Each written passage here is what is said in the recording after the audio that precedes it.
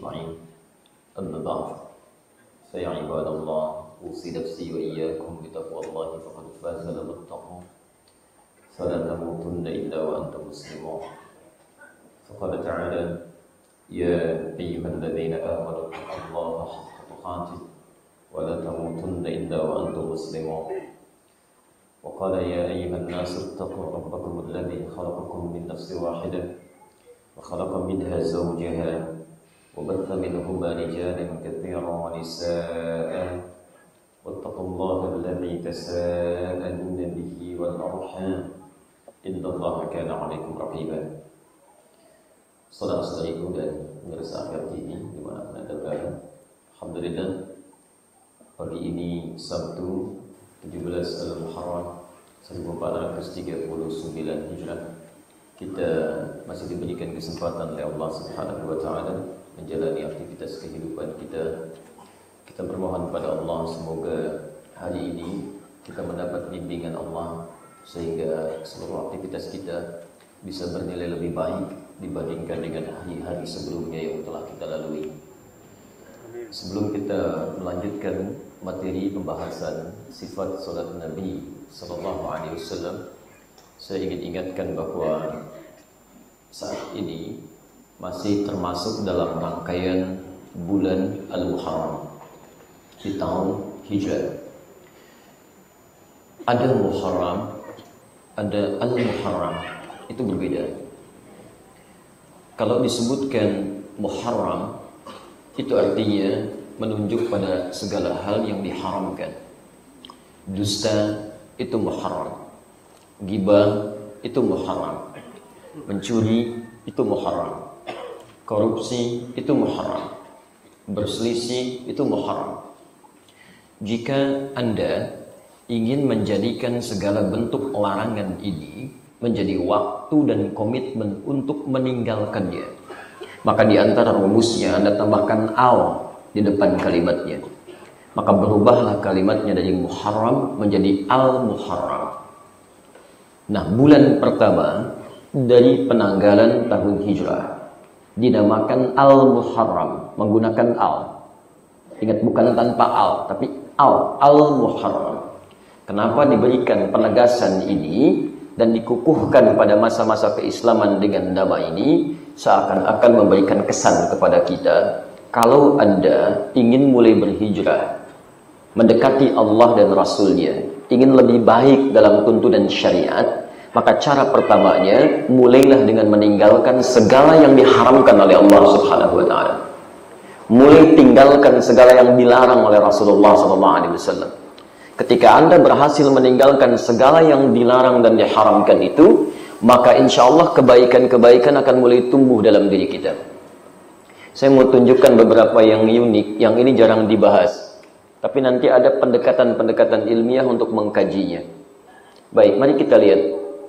Bapak dan Ibu sekalian, Quran surah ke-9 ayat 36. Saya ingin ingatkan sebentar ya, supaya kita fokus nanti dan memahami. Saya inginkan setiap waktu kita paham tentang konsep ini. Quran surah 9 At-Taubah ayat 36. Ayat ini ingin menegaskan ketetapan Allah bahwa 1 tahun itu ada 12 bulan.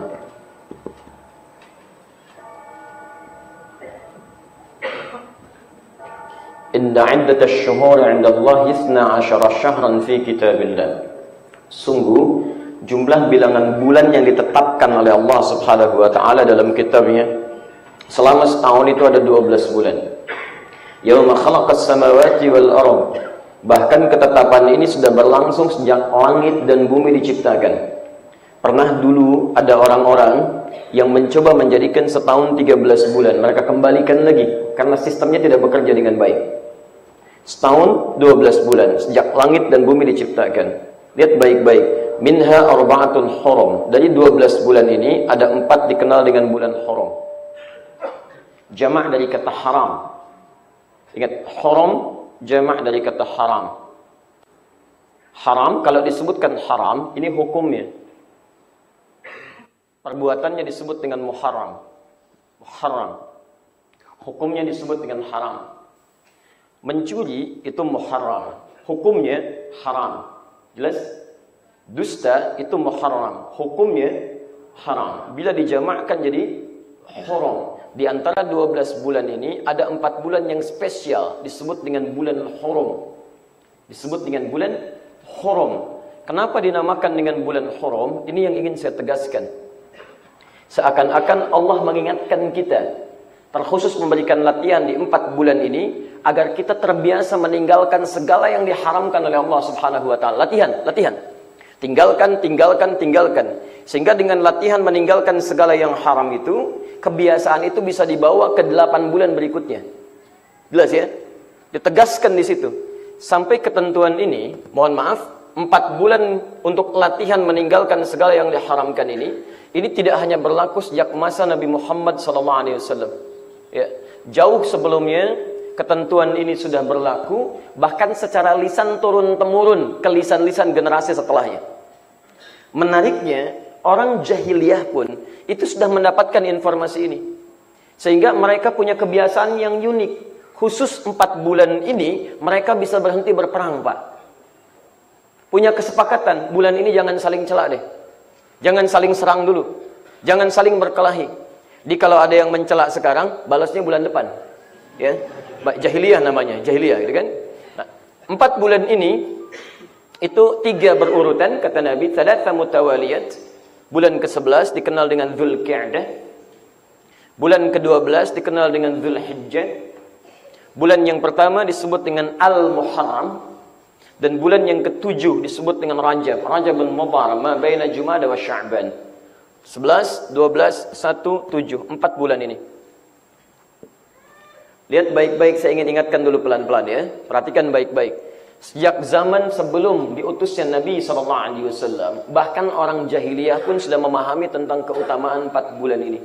Mereka bisa berhenti berperang, bisa berhenti berselisih, saking taunya mendengar bahwa ini bulan-bulan yang sangat diagungkan dalam tradisi kehidupan mereka.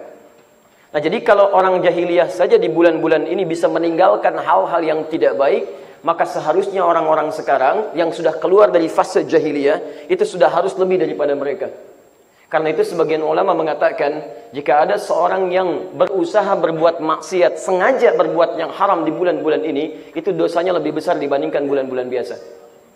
Hati-hati ya, hati-hati. Nah, karena itulah, sekarang lihat baik-baik ya, saya berikan gambaran yang paling mudah. Perhatikan sini.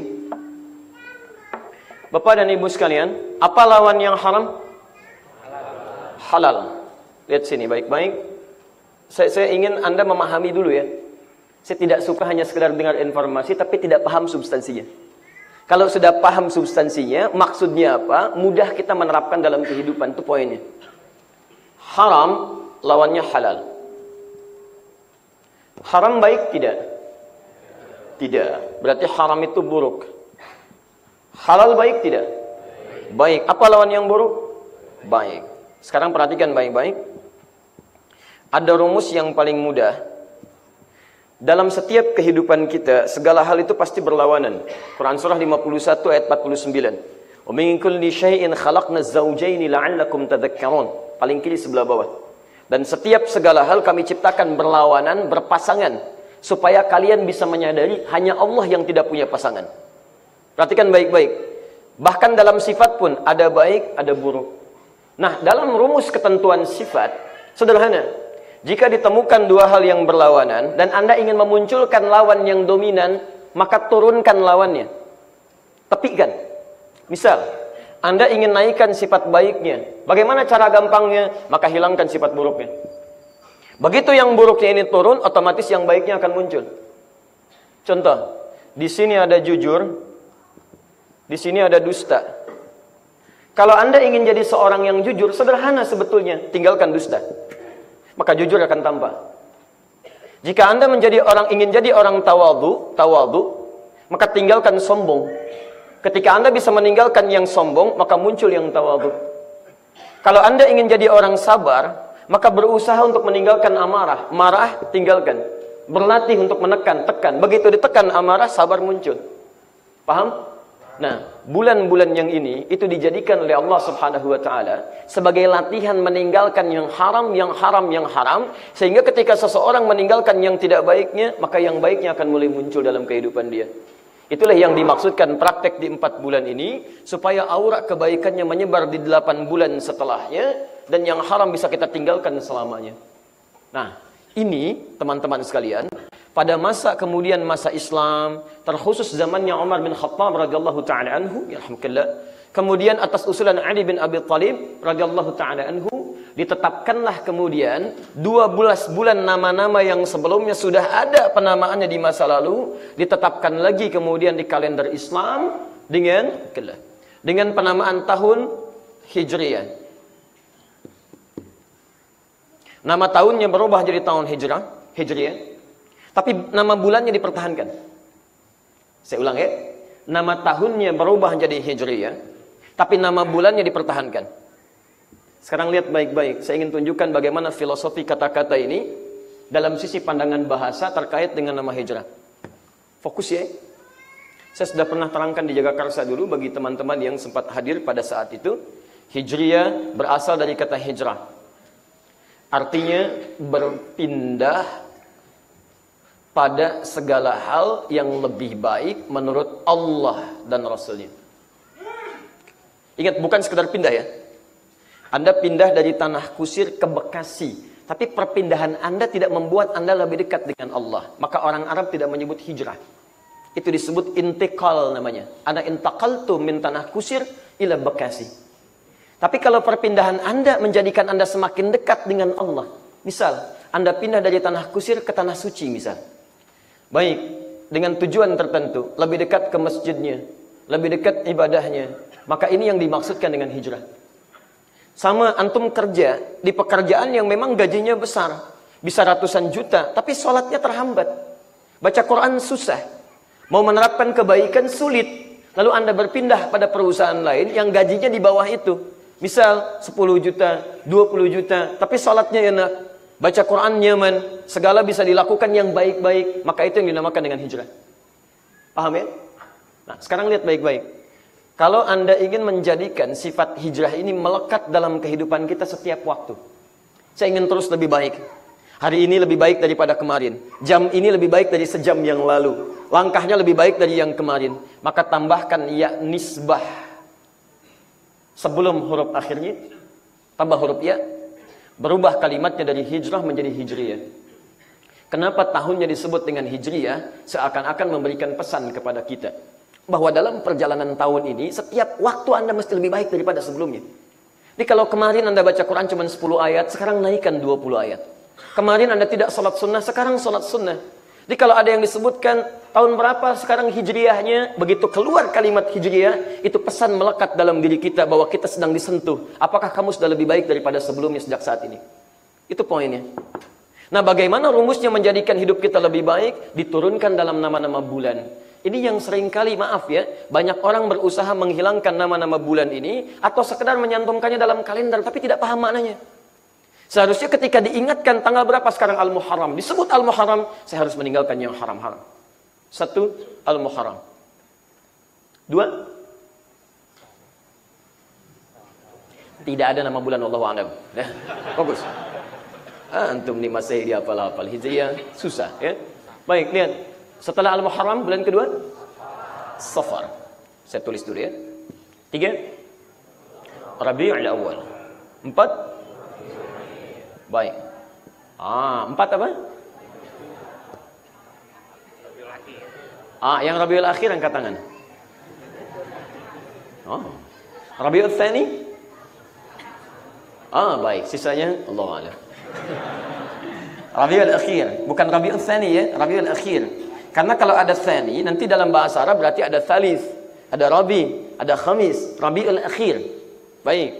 Yang kelima, Jumadil Awal. Jumadil Awal atau Jumadil Ula? Jumadil Awal angkat tangan.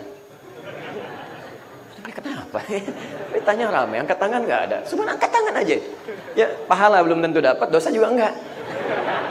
Ayo, Jumadil Ula angkat tangan. Baik, Masya Allah, Alhamdulillah. Yang benar, dua-duanya salah. Bukan Jumadil Ula, bukan Jumadil Awal. Yang benar Jumadal Ula. Jumada, bukan Jumadi.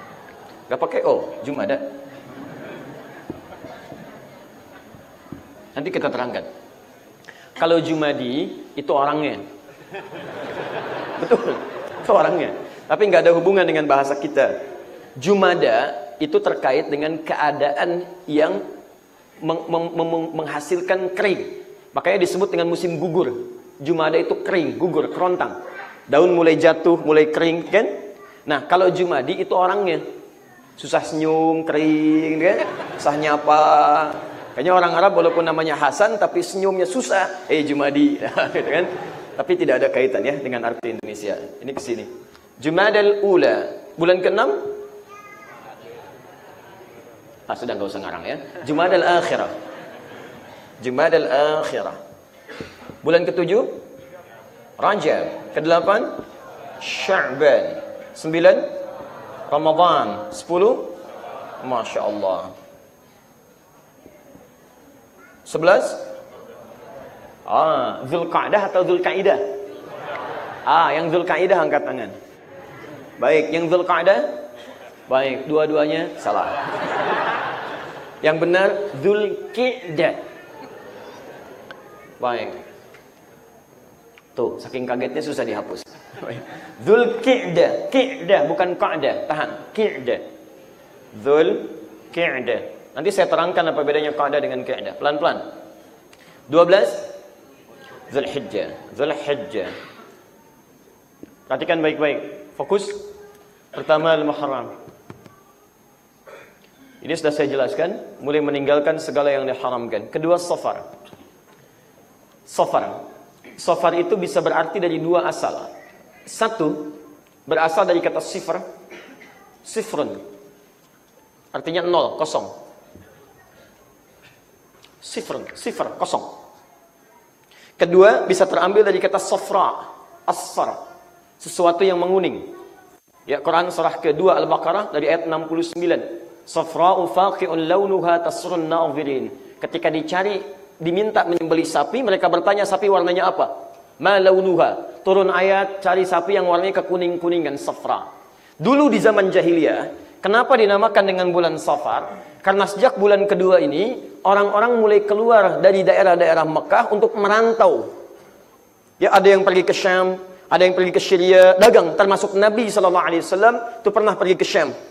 Beliau ditemani oleh pamannya. Kemudian nanti dengan Maisarah saat mulai beranjak dewasa dan sebagainya. Karena orang mulai banyak keluar dari Mekah, seakan-akan Mekah banyak yang meninggalkan, seakan-akan tempat Mekah menjadi tempat yang kosong.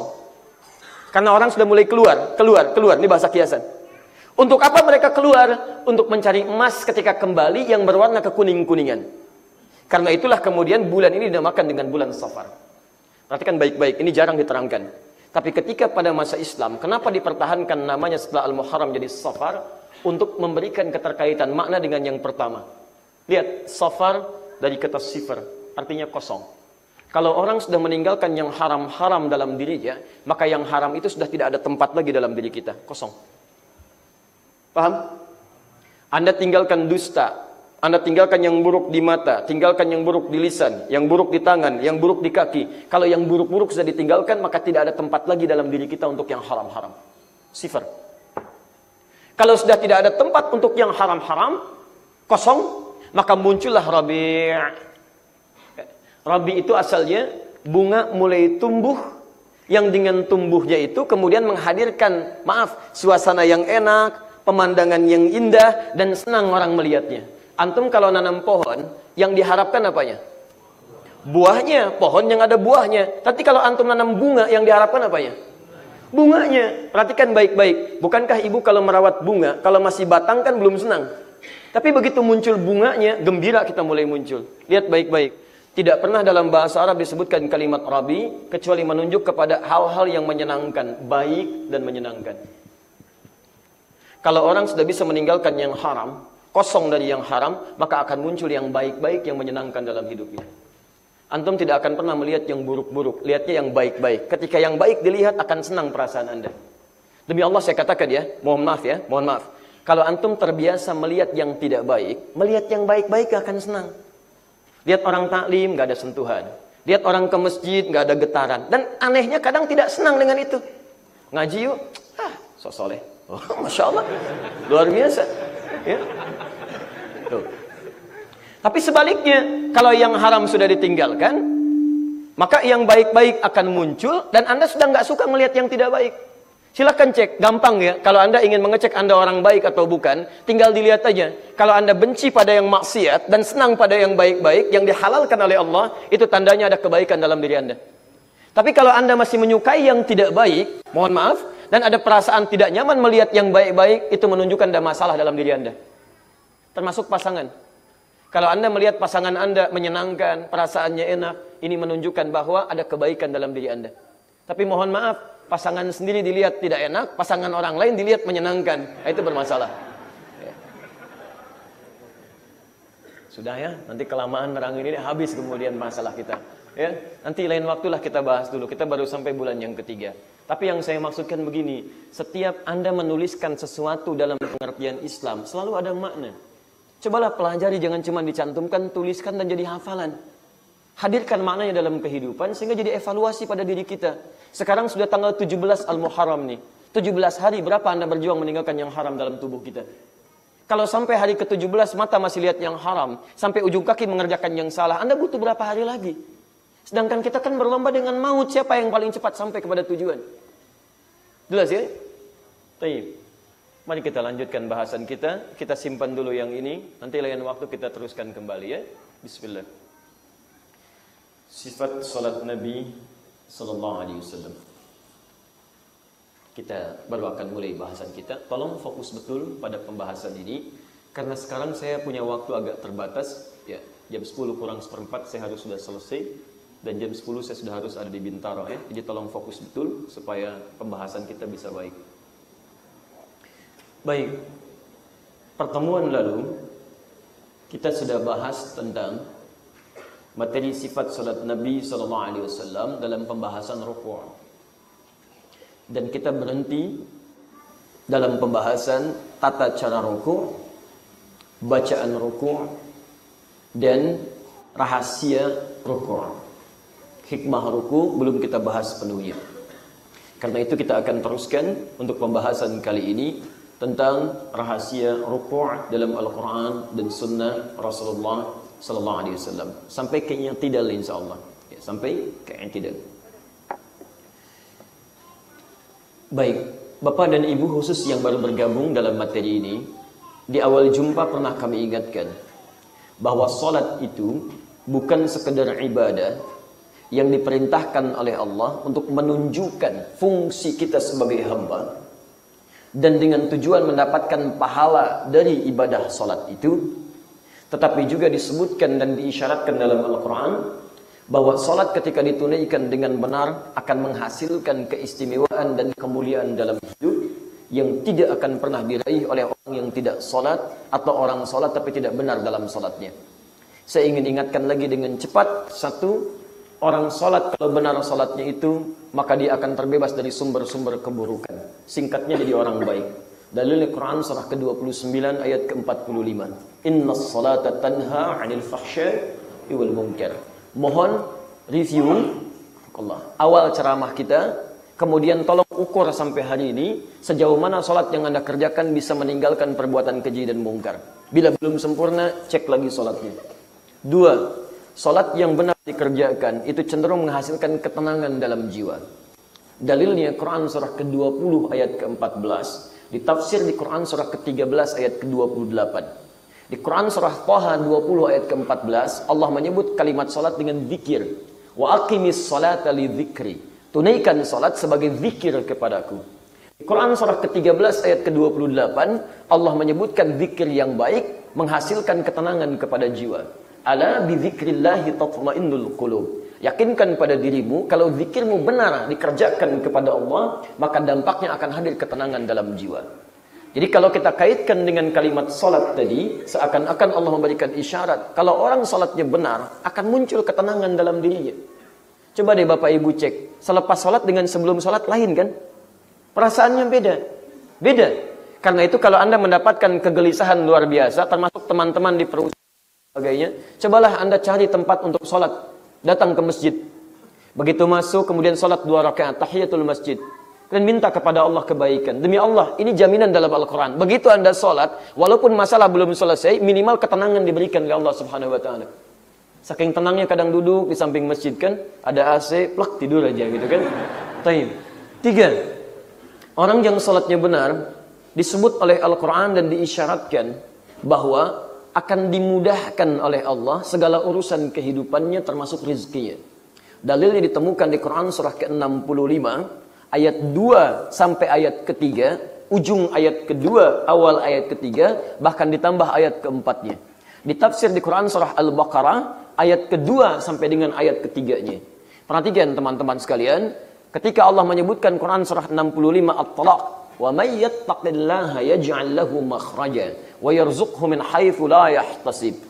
Siapa yang bisa meningkatkan takwanya kepada Allah, maka kami akan berikan jalan keluar pada setiap persoalan hidupnya. Bukan gak punya masalah, Bu. Masalahnya sama dengan yang lain, punya masalah juga. Cuman uniknya ketika punya masalah, Allah mudahkan persoalannya sehingga tidak menjadi beban bagi dirinya. Coba lihat ya, kita sama-sama macetnya tuh. Yang satu macet, satu macet. Kenapa yang satu sangat gelisah, klakson orang, keluar kata-kata kotor. Yang ini enak aja. Alhamdulillah macet, Quran buka. Begitu dibuka, lumayan. Macet setengah jam, hafal Quran 3 ayat. Masya Allah. Kalau dikasih macet 30 jam, 3 juz. Luar biasa. Jadi orangnya tenang aja gitu kan. Ini enak, ketenangan itu luar biasa. Antum berada di posisi yang tinggi tapi nggak tenang, kan nggak enak. Pilih mana coba? Pilih mana? Kaya tapi gelisah atau miskin tapi tenang? Sudah nggak ada yang ketiga. Ya. Ini tidak mudah. Baik. Nah, kalau Anda ingin tanyakan, siapa orang takwa ini? Kan rumusnya takwa, maka Anda diberikan jalan keluar dan rezekinya mudah. Wa yarzuqhu min haitsu la yahtasib. Takwa disebutkan 115 kali dalam Al-Qur'an. Orangnya disebut dengan taqi, jamaknya disebut dengan muttaqin. Ketika Allah menyebutkan orang takwa pertama kali di Quran, disandingkan dengan kalimat salat. Ditafsir di Al-Baqarah ayat 2 dan 3. Dzalikal kitabu la raiba fihi hudal lil muttaqin. Siapa orang takwa muttaqin di sini ayat 3-nya? Alladzina yu'minuna bil ghaib wa yuqimunas shalah. Yang bisa menyempurnakan salatnya. Jadi kalau teman-teman punya masalah nggak pernah tuntas, rizkinya sulit, kan? Solusi nggak pernah hadir, bukan Anda kurang hebat, mungkin kurang takwa. Bukan karena Anda kurang capaian, mungkin kurang dekat dengan Allah. Itu poinnya. 4. Orang yang sholatnya benar, dijamin oleh Allah. Nah, ini yang mau kita maksimalkan dalam pertemuan hari ini. Dijamin oleh Allah akan diberikan peluang pengabulan doa yang cepat dibandingkan yang lainnya. Bahasa singkatnya, doanya cepat dikabulkan oleh Allah Subhanahu wa Ta'ala. Bahkan saya pernah terangkan di pertemuan yang dulu, ada orang yang kemudian memohon dalam salat, kemudian seketika dikabulkan oleh Allah Subhanahu wa Ta'ala. Ada dalil di Quran surah ketiga, Ali Imran ayat 38 sampai 39. Itu untuk Nabi Zakaria. Untuk kitanya isyaratnya ada di Al-Baqarah ayat 45 sampai 46, ditafsir di Abu Dawud nomor hadis 649. Nanti ada 4 rahasia dalam salat yang kalau Anda memaksimalkan 4 posisi ini, kemudian berdoa kepada Allah, maka kalau salat Anda benar sampai saat itu, Anda berpeluang cepat dikabulkan doanya oleh Allah Subhanahu wa Ta'ala. 1 sudah kita bahas dalam berdiri, 2 dalam ruku', 3 dalam sujud, dan yang keempat sesaat sebelum salam. Yang dalam berdiri sudah saya bahas, silahkan lihat pertemuan yang sebelumnya. Sekarang kita ambil yang dalam ruku', nanti kita lihat yang dalam sujud, dan terakhir sesaat sebelum salam.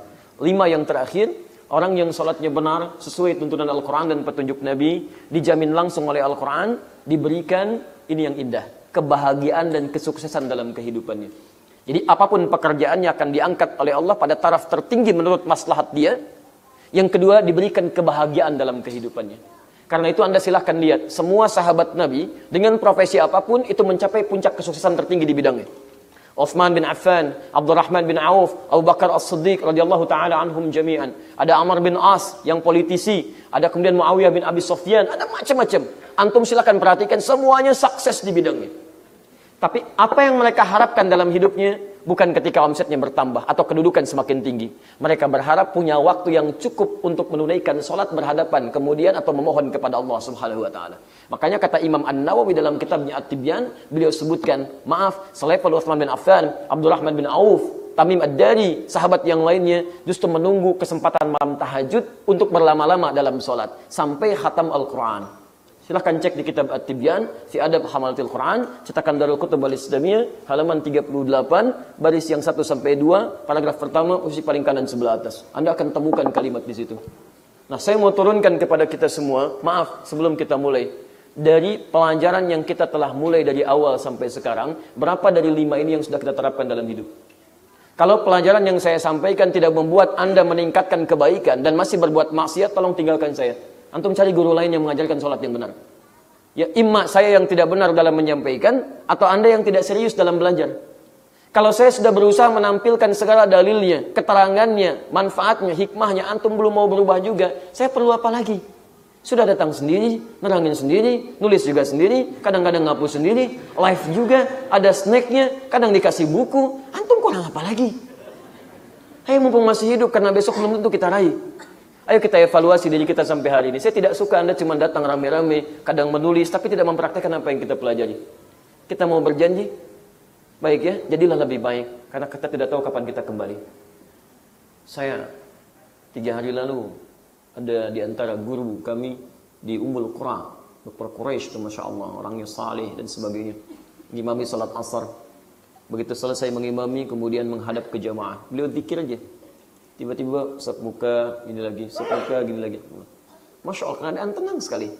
Tiba-tiba rebahlah ke arah kiri. Inna lillahi wa inna ilaihi raji'un. Meninggal. Meninggalnya setelah salat asar. Ya, dan jadi imam. Mulia sekali. Dan sedang berzikir di hadapan Allah. Ketika berzikir menghadap ke jamaah, jamaah tenang saja. Tapi begitu melihat rebah di pangku dan sudah kehilangan nyawanya. Yang ingin saya sampaikan, kita tidak tahu kapan kita berpulang pada Allah dan dalam situasi apa. Saya mohon kepada Anda, kalau Anda ingin selalu dipastikan baik dalam kematian, maka jangan pernah berbuat maksiat. Kalau ingin kematian Anda baik, maka bayangkan setiap terfikir berbuat maksiat, bayangkan mungkin seketika Anda diwafatkan oleh Allah Subhanahu wa taala. Dan itu insya Allah akan menjaga kita dari perbuatan dosa. Ya, Allah yarham insya Allah. Rukuk.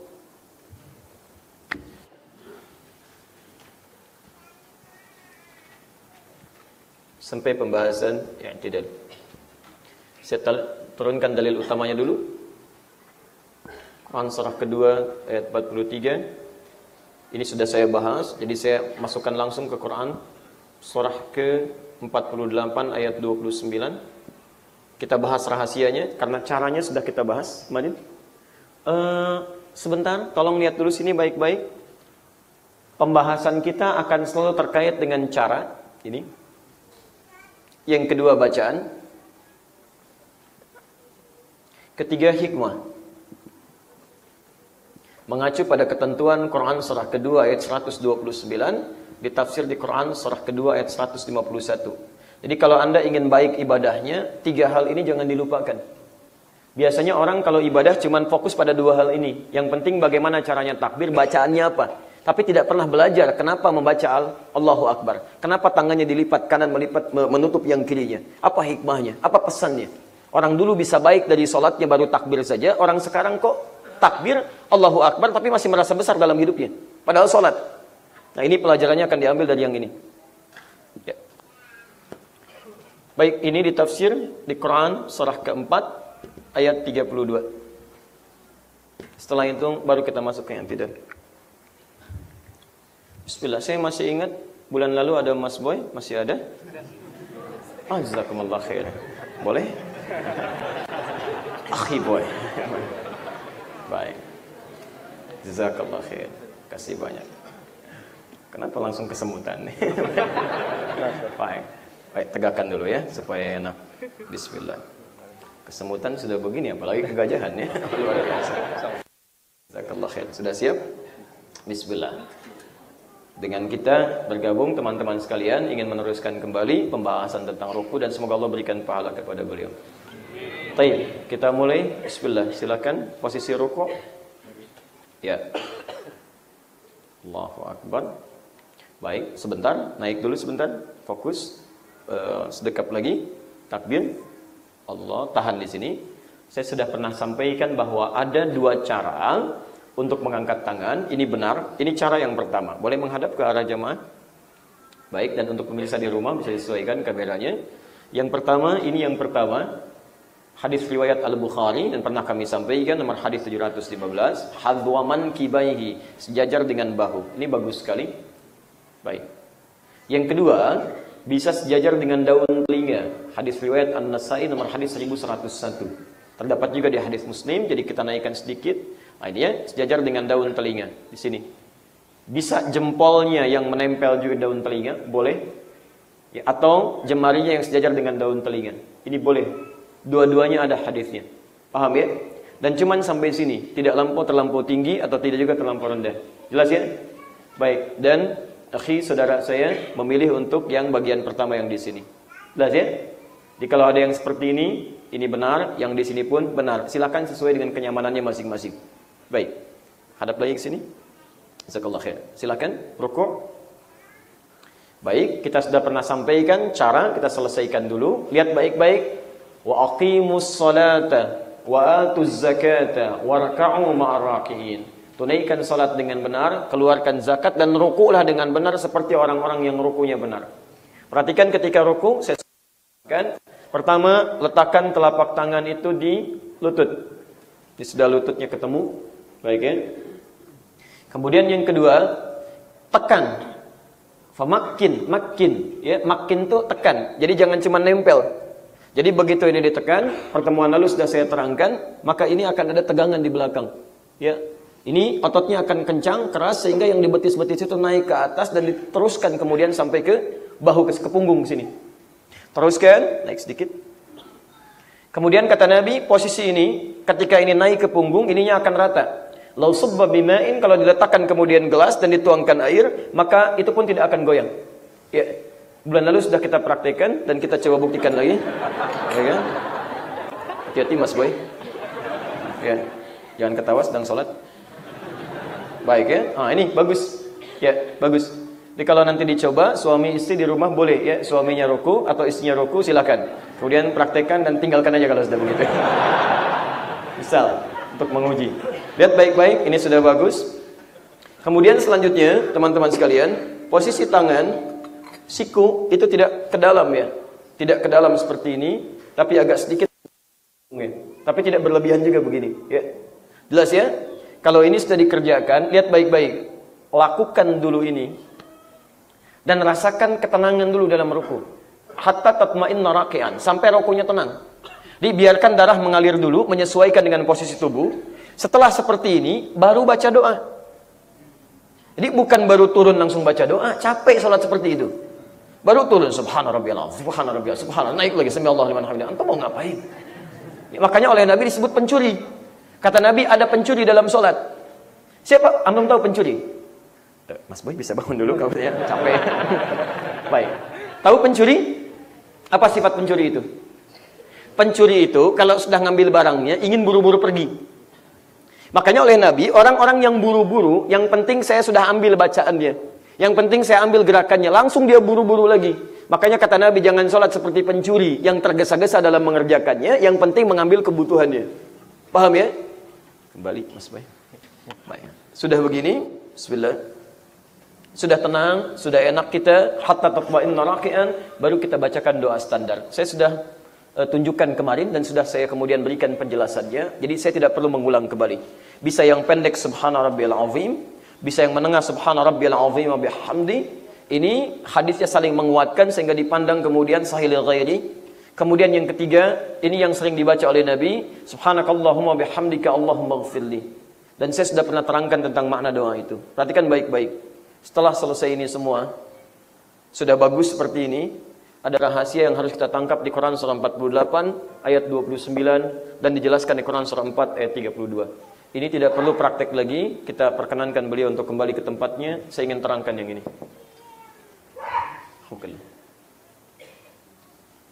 Fokus. Perhatikan baik-baik. Setelah tenang dalam keadaan ruku, lalu Anda membaca doa dengan baik, saya sarankan kepada Anda, coba cari bacaan kalau sedang tidak buru-buru dalam sholat. Maksud buru-buru itu waktunya masih luang, tidak dalam perjalanan ya dan sebagainya. Maka saya sarankan Anda membaca doa yang sering dibaca Nabi, yang riwayat Sayyidah Aisyah radhiyallahu taala anha. Subhanakallahumma wa bihamdika Allahumma ighfirli. Dan tolong saat membaca doa itu, hadirkan kemudian makna doa itu seperti kita bahas di pertemuan lalu. Subhan, kalimat yang kita ucapkan saat ingin menjauhi segala hal yang tidak sesuai dengan sifat dan keagungan Allah. Coba antum merasakan berapa kali antum tidak ruku pada ketentuan Allah. Dulu orang-orang Persia itu kalau ingin menunjukkan ketaatan pada rajanya, maka dia ruku seperti ini. Orang Romawi dia sampai sujud, sampai melipat kemudian tangannya, baru kemudian ruku. Makanya kata Nabi, tidak ada ruku dan sujud kecuali pada Allah Subhanahu wa taala. Jangan-jangan perintah atasan antum patuhi, tapi perintah Allah kemudian jarang antum ikuti. Coba cek berapa kali antum menyandingkan antara perintah Allah dengan perintah atasan. Mana yang diikuti? Atasan minta, kerjakan sekarang. Allah minta, kadang ditunda. Zakat ditunda, panggilan adzan sampai qomat, kadang qomat belum datang juga. Maka sikap semua itu harus subhanallah, tepikan. Saya sering katakan tidak disebutkan subhanallah dalam Al-Quran ataupun hadis, kecuali umumnya menunjuk segala sikap yang menentang segala hal yang tidak sesuai dengan hukum-hukum Allah Subhanahu wa taala. Quran surah kedua ayat 116. Wa qalu ittakhadallahu walada. Mereka berkata Allah punya anak, enggak sesuai hukumnya dengan hukum Allah. Subhana, itu enggak benar. Tuhanmu gila Muhammad. Bisa memperjalankan hambanya dari Masjid Al-Haram ke Masjid Al-Aqsa cuman semalam, naik ke langit lagi. Maka ditolak itu pernyataannya dengan turun Quran surah 17 ayat pertama. Subhanalladzi asra. Nah, Anda ketika mengatakan subhan dan semua kalimat ruku dimulai dengan kata subhan, subhana rabbiyal azim, subhana rabbiyal azim wa bihamdi, subhanakallahumma wa bihamdika allahumma ighfirli. Maka rasakan berapa kali Anda tidak pernah ruku dalam kehidupan kepada Allah Subhanahu wa taala. Yang dimaksud ketaatan kepada Allah. Saat dipanggil berapa kali merespon dengan baik. Saat ada kewajiban berapa kali ditunaikan dengan baik. Coba rasakan itu semua dan hadirkan kehusyuan di hadapan Allah Subhanahu wa taala. Wa bihamdik, berapa kali Anda mensyukuri nikmat-nikmat Allah Subhanahu wa taala. Saya sering katakan begini ya, syukur itu bukan mengucapkan alhamdulillah. Syukur itu adalah ungkapan kebahagiaan atas nikmat yang diberikan dengan cara menggunakan nikmat itu sesuai ketentuan pemberi nikmatnya. Misal, Anda bersyukur mata Anda sehat, maka gunakan mata Anda sesuai dengan fungsi yang ditetapkan oleh pemberi mata itu. Allah katakan di Quran surah ke-24 ayat 30 untuk laki-laki, 31 untuk perempuan. Berulang-ulang saya tegaskan kalimat ini. Kata Allah, fungsi mata melihat yang baik-baik. Jadi ketika Anda menggunakan mata melihat pada yang tidak baik, itu artinya Anda tidak mensyukuri pemberian nikmat mata dari Allah Subhanahu wa taala. Sampai Anda mau sholat, berapa kali gunakan mata Anda untuk maksiat? Sampai Anda mau sholat. Jadi ketika Anda mengucapkan kalimat wa bihamdik, saya syukuri nikmatmu ya Allah, alhamdulillah, maka itu menjadi komitmen dalam diri kita untuk menjaga semua nikmat dalam bentuk syukur yang benar. Berapa kali kaki dipakai maksiat? Tangan dipakai maksiat. Maka orang-orang yang benar rukuknya, demi Allah saya katakan, pernah ada orang, Mbak, Bu, di zaman-zaman dulu, generasi salaf, itu ketika dia ruku, temannya kemudian hadir di sampingnya, salat sunnah. Lalu dia ada keperluan keluar dulu. Kemudian setelah balik lagi cukup lama dari pasar dia pulang, itu masih mendapati orang itu sedang ruku. Sedang ruku. Mustahil kalau cuma sekedar bacaan biasa saja. Itu tandanya dia betul memahami bacaan-bacaan ruku sampai dia mengevaluasi dirinya. Sejauh mana sampai saya ruku ini belum subhanallah. Sejauh mana saya belum mensyukuri nikmat yang telah Allah berikan.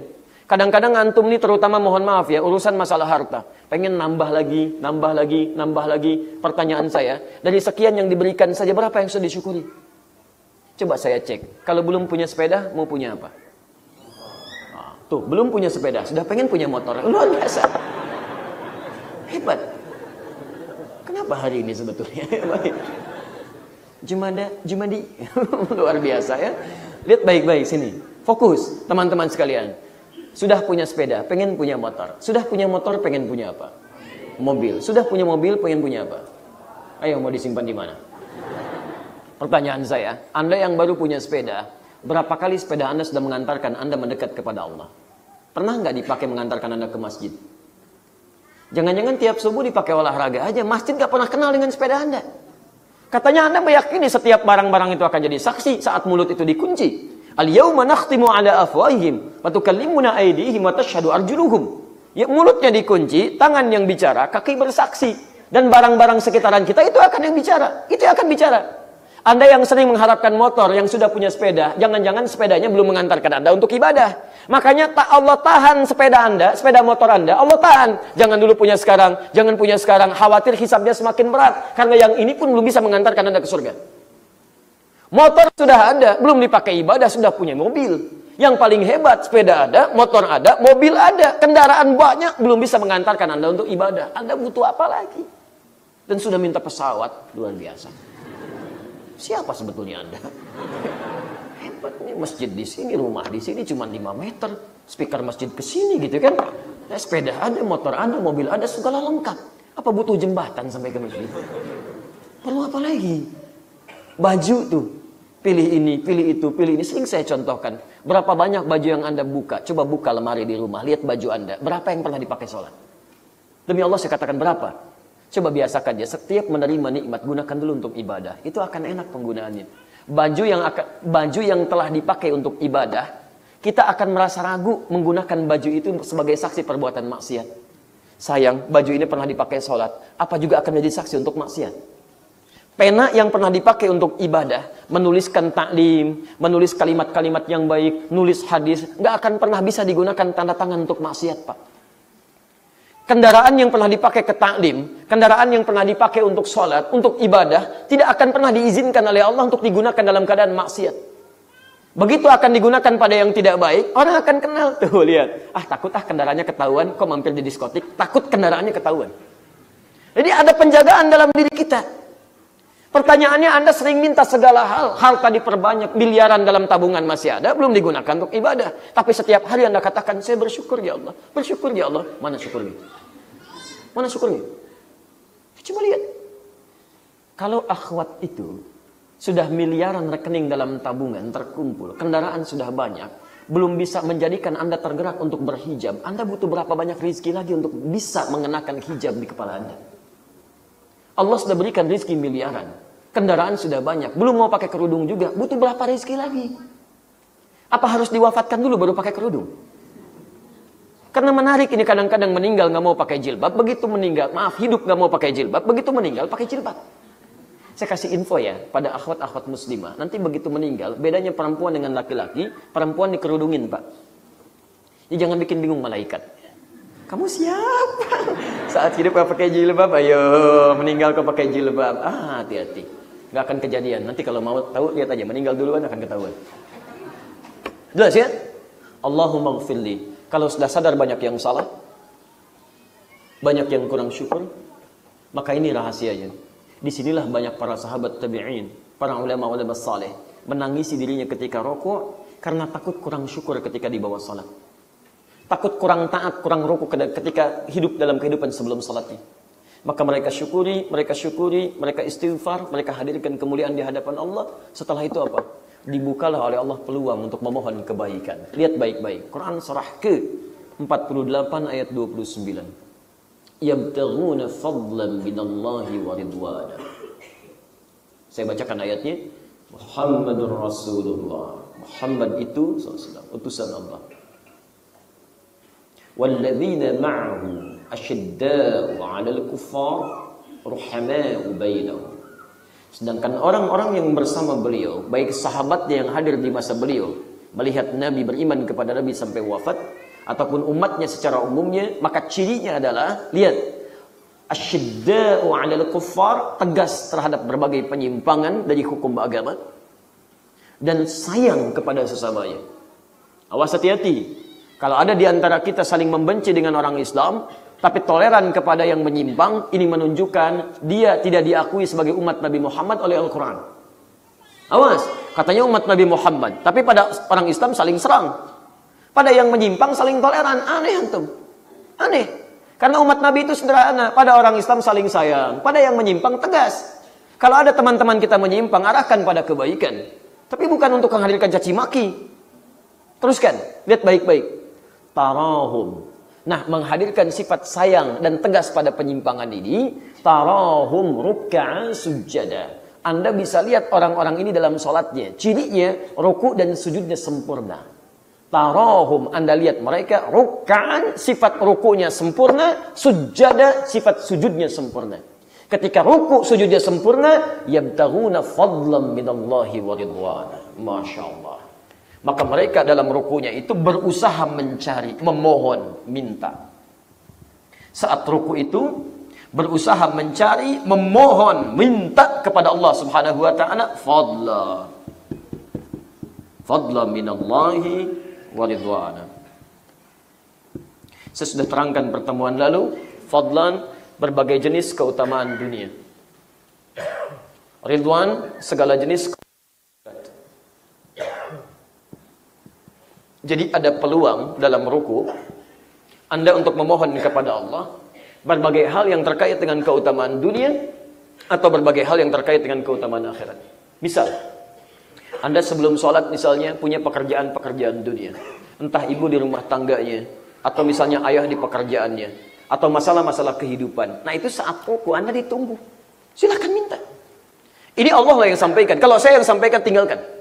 Ini Allah memberi peluang pada Anda. Ini kadang-kadang sayang. Kenapa Anda tidak dimudahkan ketika Anda dalam sholat? Harusnya urusan Anda mudah. Karena Anda ngejar butuhnya aja. Subhana rabbiyal azim, sami'allahu liman hamidah. Subhana rabbiyal azim bihamdi, sami'allahu liman hamidah. Selesai. Nah Anda nggak pernah minta. Karena Anda nggak minta, bagaimana Allah bisa mengabulkan doa Anda? Maka ada peluang dalam ruku untuk Anda memohon kepada Allah. Satu, keutamaan dunia. Ingat, karena sifat tawarannya utama, fadla itu yang paling utama. Makanya Nabi Sulaiman ketika dipuji ya oleh teman-teman di sekitarannya, wah Anda bisa menaklukkan awan, Anda bisa begini, bisa kemudian mohon maaf berbicara dengan hewan. Apa jawab Nabi Sulaiman?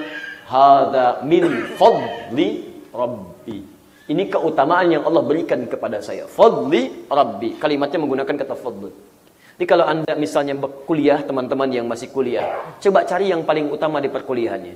Kalau punya prestasi, gapai prestasi yang paling utama. Kalau ini Anda sesuatu, gapai yang paling utama. Antum di pekerjaan, usaha, ayo. Jangan tanggung. Kalau kaya, jadi kaya banget. Dengan kaya banget, peluang sedekahnya lebih banyak.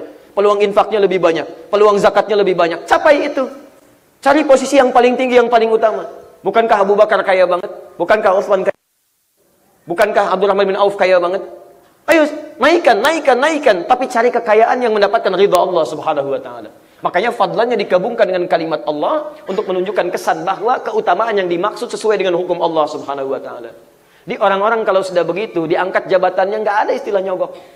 Nggak ada. Nyogok sedikit, nyogok segini, supaya jadi dubes, supaya jadi macam-macam, supaya jadi pejabat. Nggak ada. Nah ini pemilihan yang kecil-kecil aja udah nyogok. Antum mau ngapain? Nggak ada keberkahan di situ. Ketika antum dekati Allah pemilik kekuasaan. Quran surah 3 ayat 26. Qulillahumma malikal mulki tu'til mulka man tasha wa tanzi'ul mulka mimman tasha. Saya tunjukkan kepada teman-teman yang suka ikut dalam pemilihan-pemilihan. Antum gak usah capek-capek mengeluarkan yang haram. Karena kalau Allah sudah tidak berkehendak, sebanyak apapun harta yang akan Anda berikan, tidak akan mengantarkan Anda pada kekuasaan. Yang punya kuasa Allah. Anda gunakan yang haram, Anda gunakan yang halal, tetap tidak akan berpengaruh pada keputusan Allah. Ketika Allah berkehendak si fulan jadi, maka jadi. Kadang-kadang yang dikehendaki orang baik supaya merubah di dalam keburukan-keburukan pada kebaikan. Kadang-kadang yang dikehendaki orang yang buruk. Kenapa? Karena banyak keburukan-keburukan ingin ditampakkan. Sehingga ketika tampak masyarakat paham, maka diturunkan yang buruk supaya naik yang baik. Lihat baik-baik, tapi tidak akan bisa merubah situasi. Qulillahumma malikal mulki tu'til mulka man tasha wa tanzi'ul mulka mimman tasha. Nih teman-teman yang ingin fokus dalam pencarian jabatan atau ingin mendapatkan usaha yang baik, Anda nggak nyogok pun itu akan ditujukan pada Allah kebaikan. Jadi ngapain nyogok? Tidak akan merubah keputusan. Kalau Allah berkehendak nggak akan jadi. Begitu naik besoknya mutasi. Selesai. Ya, dan Anda pun jangan mau menerima sogokan, karena itu tidak akan merubah kehidupan, kecuali menggeser Anda dari keberkahan menuju hal yang tidak baik. Disogok, Masya Allah, ada sogokan 10 juta, tolak, saya nggak akan lihat. 100 juta, istikharah dulu. Oh, Masya Allah, nggak usah. Langsung aja, buang. Sudah, baik. Paham? Sekarang lihat. Jadi, sekarang pertanyaannya bagaimana cara minta? Nah, sekarang mari kita mulai. Quran surah keempat ayat 32. Kenapa tadi saya tafsirkan fadlan dengan urusan dunia? Ya, jangan ke pribadi. Kalau ada ayat di Quran menafsirkan yang lainnya itu lebih bagus. Quran tafsirkan dengan Quran. Nanti Quran tafsirkan dengan hadis. Tidak ditemukan cari kaul sahabat, tidak ditemukan cari kaul tabi'in, ulama, baru sampai ke kita. Kalau ingin dalam, nanti ikuti kajian kitab. Nanti saya tunjukkan kitab-kitabnya. Nanti ada kelas-kelas khusus untuk pendalaman itu. Baik, yuk kita lihat. Quran surah 4 ayat 32, paling kanan di pertengahan. وَلَا تَتَمَنَّوْا مَا فَضَّلَ اللَّهُ بَعْضَكُمْ عَلَى بَعْضٍ فَضْلًا. Jangan pernah Anda berkhayal Tatamannau dari kata tamanni. Tamanna yatamanna, tamanni. Berhayal. Ingin mendapatkan sesuatu. Wala tatamannau ma faddala dari kata fadla. Faddala dari kata fadla. Faddalallahu ba'dakum 'ala ba'd.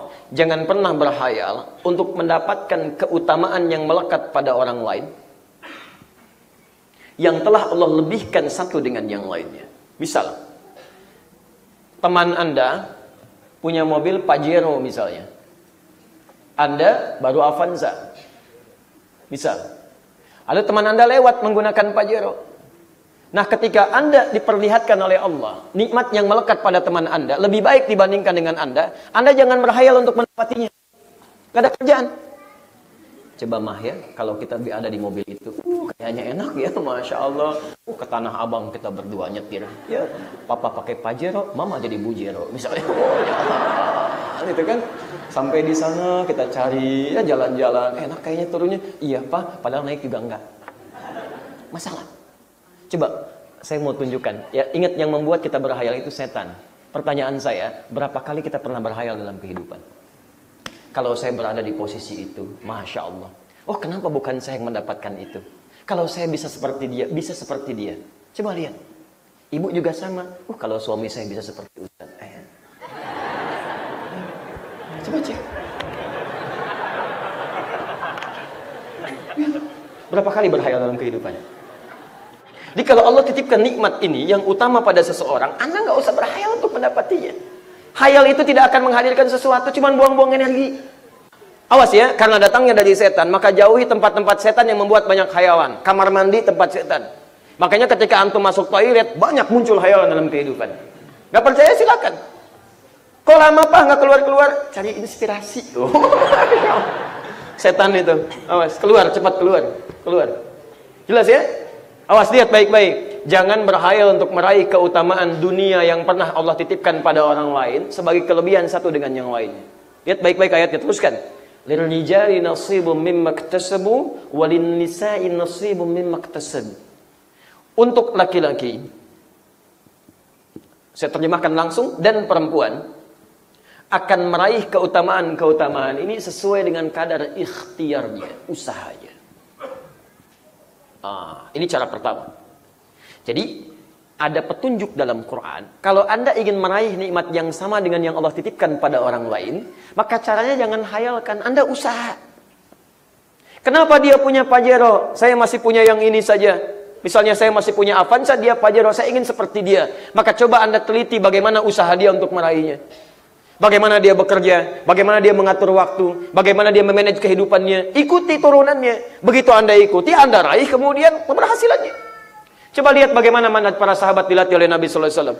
Yang pengusaha dikumpulkan oleh Nabi, diberikan bab tentang usaha. Begini cara usaha yang baik. Dibagi pengalamannya oleh Nabi sallallahu alaihi wasallam. Sampai dikumpulkan oleh Imam Al-Bukhari. Jadi kitabul buyu', ada kitabut tijarah, cara berbisnis sesuai dengan ketentuan Al-Qur'an dan Sunnah Nabi. Dipraktekkan oleh sahabat. Jadinya apa? Abu Bakar As-Siddiq, Utsman bin Affan, Abdurrahman bin Auf, Tamim Ad-Dari. Masya Allah. Sukses semua. Dan yang paling hebat, diikuti itu. Yang lain ingin lihat bagaimana kata Utsman saya sesukses Abu Bakar. Maka diikuti jejaknya, jadilah kemudian Utsman sukses. Begitu Utsman sukses, Abdurrahman Auf melihat. Abdurrahman bin Auf, bagaimana saya bisa sesukses Utsman? Diikuti jejaknya, jadi. Dilihat oleh Arqam bin Abi Arqam, anak muda, usia 17 tahun. Masuk Islam yang ke-17. Bagaimana saya bisa meraih kesuksesan seperti Abu Bakar, Utsman, Abdurrahman bin Auf? Diikuti, sukses lagi. Coba lihat, sahabat hidup di masa Nabi, dekat dengan Nabi, dimuliakan oleh Nabi. Sebagian mereka disebut masuk surga tanpa hisab. Begitu melihat temannya punya keistimewaan, mereka tidak menghayal. Mereka ikuti, berusaha seperti yang lainnya dan mencatatkan kesuksesan itu. Antum bukan sahabat, tidak hidup di masa Nabi, nggak pernah ketemu Nabi, tidak pernah disanjung Nabi. Teman-teman sekalian, teman Anda sukses, kenapa Anda berhayal? Ayo kembali, turun ke bumi. Bangun dari mimpi. Ya, rencanakan dengan baik.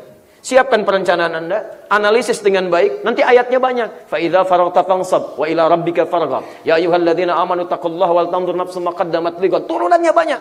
Detilnya, lihat. Misal, Sahih Al-Bukhari. Apa yang mau Anda ambil?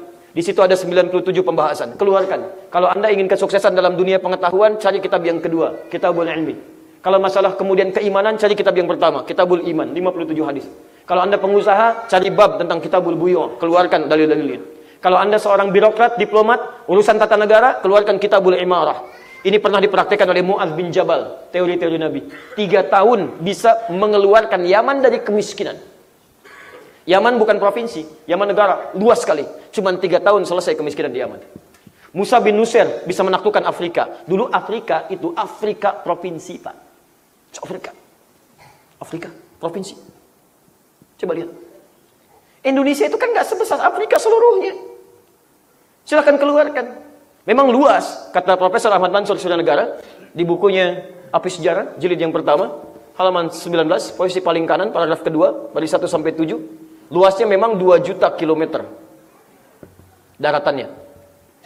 Lautannya 3.200.000. Jadi luas Indonesia memang luar biasa, 5.200.000 kilometer persegi. Tapi mohon maaf, ini tidak sebanding dengan masa-masa Islam yang punya wilayah luas lebih luas daripada ini. Jadi kalau orang-orang dulu bisa serius menciptakan keberhasilan dengan berikhtiar yang baik, orang sekarang pun pasti bisa. Kita memang dianugerahi luar biasa oleh Allah Subhanahu wa taala. Saya pernah ke Abu Dhabi, itu mereka untuk membuat satu pulau saja, mengantisipasi tsunami, itu biayanya triliunan, Pak. Saya datang ke situ tunjukkan, Ustadz ini pulau buatan. Masya Allah bikin pulau buatan. Satu pulau aja, biayanya triliunan. Apa manfaatnya kata saya? Itu nggak ada penduduk Ustadz, cuman untuk menghambat aja. Kalau ada tsunami, menerpanya ke pulau itu dulu. Kita bisa kemudian mengungsi dari situ. Kita diberikan 13.677 pulau. Belum termasuk Pulau Gadung, Pulau Gebang, Pulau Mas dan sebagainya. Luar biasa. Banyak. Nah, jadi kalau Anda ingin meraih sesuatu, jangan berhayal, usaha. Usaha. Tapi kadang-kadang usaha yang kemudian Anda telah lakukan itu, lihat baik-baik ya, lihat baik-baik. Fokus baik-baik. 1 dibagi pada 2 bagian. 1 al-ikhtiyarul jasadi, usaha dengan kemampuan fisik Anda. Tadi bikin perencanaan. Bahkan kalau mau jadi hebat, ibu arahkan anak-anaknya dari sejak kecil. Mulai dari goalnya dulu, cita-cita mau jadi apa. Terus turunkan sampai ke bawahnya. Itu yang dilakukan oleh Imran dan istrinya Hannah. Anak saya ingin dekat dari Allah sejak dalam kandungan. Quran surah 3 ayat 35 sampai 37. Idh qalat imra'atu Imran, Rabbi inni nazartu nazar laka ma fi batni muharraran fataqabbal minni. Ya Allah, saya bernazar supaya anak saya yang ini menjadi lebih dekat denganmu. Jadi orang tua punya capaian supaya Maryam itu jadi solihah, perempuan yang tidak biasa dibanding dengan perempuan lain. Maka apa yang dilakukan? Berikhtiar. Kalau ingin jadi solihah dekat dengan Allah, berarti harus cari tempat yang baik. Berarti harus cari guru yang gurunya pun dekat dengan Allah. Harus dibebaskan dari harta-harta yang haram. Maka perencanaan itu dibuat oleh mereka, dipilih kemudian Zakaria untuk merawatnya. Karena pada saat itu Nabi Zakaria bukan cuma pintar, tapi juga dekat dengan Allah Subhanahu wa taala karena beliau nabi. Yang kedua dibuatkan mihrab. Mihrab tempat yang mendekatkan seseorang dengan Allah Subhanahu wa taala. Maka ketika mihrabnya dibuat, nama diberikan, doa disampaikan, guru didekatkan, apa yang terjadi? Lihat ayat 37-nya, paling kiri sebelah bawah. Fataqabbalaha rabbuha, diterimalah ikhtiar itu oleh Allah Subhanahu wa taala. Fataqabbalaha rabbuha biqabulin hasanin wa ambataha nabatan hasana. Lihat jawabannya. Maka saya terima ikhtiar kedua orang tua itu dan saya rawat Maryam dari sampai pertumbuhannya. Jadi yang memperhatikan langsung Allah Subhanahu wa taala. Saya mau tanya pada Anda ya, mohon maaf teman-teman yang jadi orang tua. Ibu yang telah mengandung 9 bulan 10 hari dan melahirkan dalam luar biasa payahnya. Antum yang sudah berusaha, dirawat-rawat di rumah. Supaya anak tidak melihat yang buruk-buruk, tidak mengerjakan yang tidak baik. Pertanyaan saya, ketika anak itu mulai keluar rumah untuk sekolah, siapa yang bisa mengontrol dia dalam kebaikan? Bisa antum pastikan kalau dia membeli jajanan yang halal. Bisa antum pastikan kalau dia mendapatkan teman yang baik. Karena itu ada ikhtiar-ikhtiar yang antum mesti siapkan. Carikan sekolah yang baik, guru-guru yang baik. Seperti Maryam pernah disiapkan, wa kaffalaha Zakaria. Hebatnya, kullama dakhala 'alaiha Zakaria al-mihrab wajada 'indaha rizqa. Bahkan rizkinya pun Allah tidak berkehendak datang yang haram. Allah tidak berkehendak, saya yang arahkan mendapatkan rizkinya, bukan kalian yang sulit untuk mendapatinya. Jadi kalau Anda berusaha benar seperti itu, ingin mewujudkan, maka Anda ikhtiar, usaha. Yang kedua, ikhtiar Rabbani, ditempuh dengan doa. Doa. Jadi yang tadi ikhtiar secara fisik kan, yang direncanakan, ada usaha-usaha fisik. Yang kedua, istilah sekarang metafisik atau istilah Rabbani dengan doa. Anda tidak bisa mengawasi anak Anda di luar. Tidak bisa memastikan dan mengatur isi hatinya. Anda bisa memberikan perintah, tapi isi hatinya nggak bisa dikendalikan. Kadang-kadang kan ketika Anda pinta, anaknya menolak kan? Ayo nak, sholat. Barusan sholat. Sholat apa lagi? Oh, Masya Allah. Antum kasih makan apa gitu kan? Jangan-jangan antum bawa yang haram. Oh, hati-hati. Jangan-jangan orang tuanya nggak pernah contohkan. Kalau ada anak baru tumbuh, sudah bisa melakukan perbuatan tidak baik pada orang tuanya, jangan dulu marahi. Coba istighfar dulu. Mungkin antum yang tidak berikan contoh yang baik. Coba cek. Nabi Ibrahim, Nabi Rasul, tinggalnya di Kanaan, Palestina. Anaknya Ismail di Mekah, alaihi wassalam. Beliau Nabi, Rasul, juga seorang ayah, seorang suami. Mencari nafkah juga, berdakwah juga, sibuk luar biasa. Tapi masih sempat jalan kaki menengok pertumbuhan anaknya di Mekah. Karena itu disebut dengan Ibrahim, sang penyeberang. Abun Rahim, bapak yang sangat penyayang. Dilihat, oh Ismail tumbuhnya begini, temannya begini, ya, lingkungannya seperti ini, diberikan. Sehingga anak itu merasakan kehadiran bapaknya. Apa yang terjadi? Begitu bapaknya punya beban pekerjaan, anak itu merasa ingin membantunya. Muncul perintah Quran surah kedua ayat 127. Allah perintahkan untuk meninggikan kembali bangunan Ka'bah. Wa idh yarfa'u Ibrahim. Begitu ngangkat batu, mulai berpijak. Pijakan pertama disebut dengan makam. Sampai sekarang ada makam Ibrahim. Tiba-tiba anaknya yang belum balik melihat bapaknya bekerja. Karena sering ditengok, sering melihat ada kedekatan dengan orang tuanya. Maka anaknya tiba-tiba datang dari belakang. Kalau bahasa kita, Pak boleh saya bantu ya? Dia membawa batu. Batu bahasa Arab yang disebut dengan hajar. Kemudian dia mulai susun-susun. Ketika disusun berubah menjadi hijar. Kalau sudah jadi bangunan disebut jadi hujrah. Kalau ruangannya banyak disebut dengan hujurat. Sampai hari ini, tempat yang Ismail saat itu membawa batu dan menyusun disebut dengan Hijr Ismail. Dan diabadikan sampai sekarang. Ini bagian Ka'bah, bagian dalam Ka'bah. Jadi kalau Anda ingin sholat di dalam Ka'bah, hikmahnya kenapa tidak disambungkan keputusannya pada saat itu? Di zaman Nabi SAW pernah kejadian terbakar di masa Quraisy. Kemudian tidak ada uang yang cukup untuk bisa menyempurnakannya. Maka terpisah dan ditetapkan. Tidak disambungkan sampai sekarang. Hikmahnya adalah supaya setiap orang yang ingin sholat di dalam Ka'bah cukup sholat di area ini saja. Tapi poin terbesarnya, setiap Anda tawaf di situ, coba bayangkan sejauh mana Anda membangun hubungan baik dengan anak. Orang tua dengan anak. Ini level Nabi, Rasul masih bisa nengok anaknya. Perhatikan. Dan hebatnya bisa ada feedback dari anaknya. Bantu, bantu, bantu. Luar biasa lagi, Quran surah 37. Dari ayat 102 sampai 109. Nah, papa mimpi nih. Melihat Ananda disembelih, inni ara fil manami anni adzahuka fanzur madza tara. Bagaimana pendapat Ananda? Padahal Nabi Ibrahim itu Nabi Rasul, mimpinya Nabi pasti benar. Sederhana sebetulnya. Nah, Ismail, ya Pak, sini. Kenapa Pak? Sembelih. Masya Allah. Bisa. Tapi hebatnya, lihat bahasa ayah. Ketika anaknya sudah mulai dewasa jadi teman, maka Quran memberikan cara untuk berinteraksi dengan anak. Kalau nalar sudah matang, kurangi perintah-perintah, kurangi sayang-sayang, jadikan dia teman, ajak berdialog. Apa kata bapaknya? Bapak mimpi melihat kamu disembelih. Bagaimana pendapatmu? Lihat kata anaknya. Pak, kerjakan sekarang. If'al ma tu'mar. If'al. Bukan if'na'il, if'al. If'al itu cepat. Cepat kerjakan sekarang. Jangan tunda.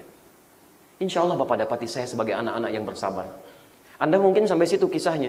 Coba buka bukunya Ustaz Umar Ahmad Baraja, Al-Akhlaq lil Banin, jilid yang kedua. Coba lihat halaman 25. Teman-teman posisi paling kanan. Di situ dikisahkan bagaimana Ismail ketika akan disembelih, ikatannya masih longgar.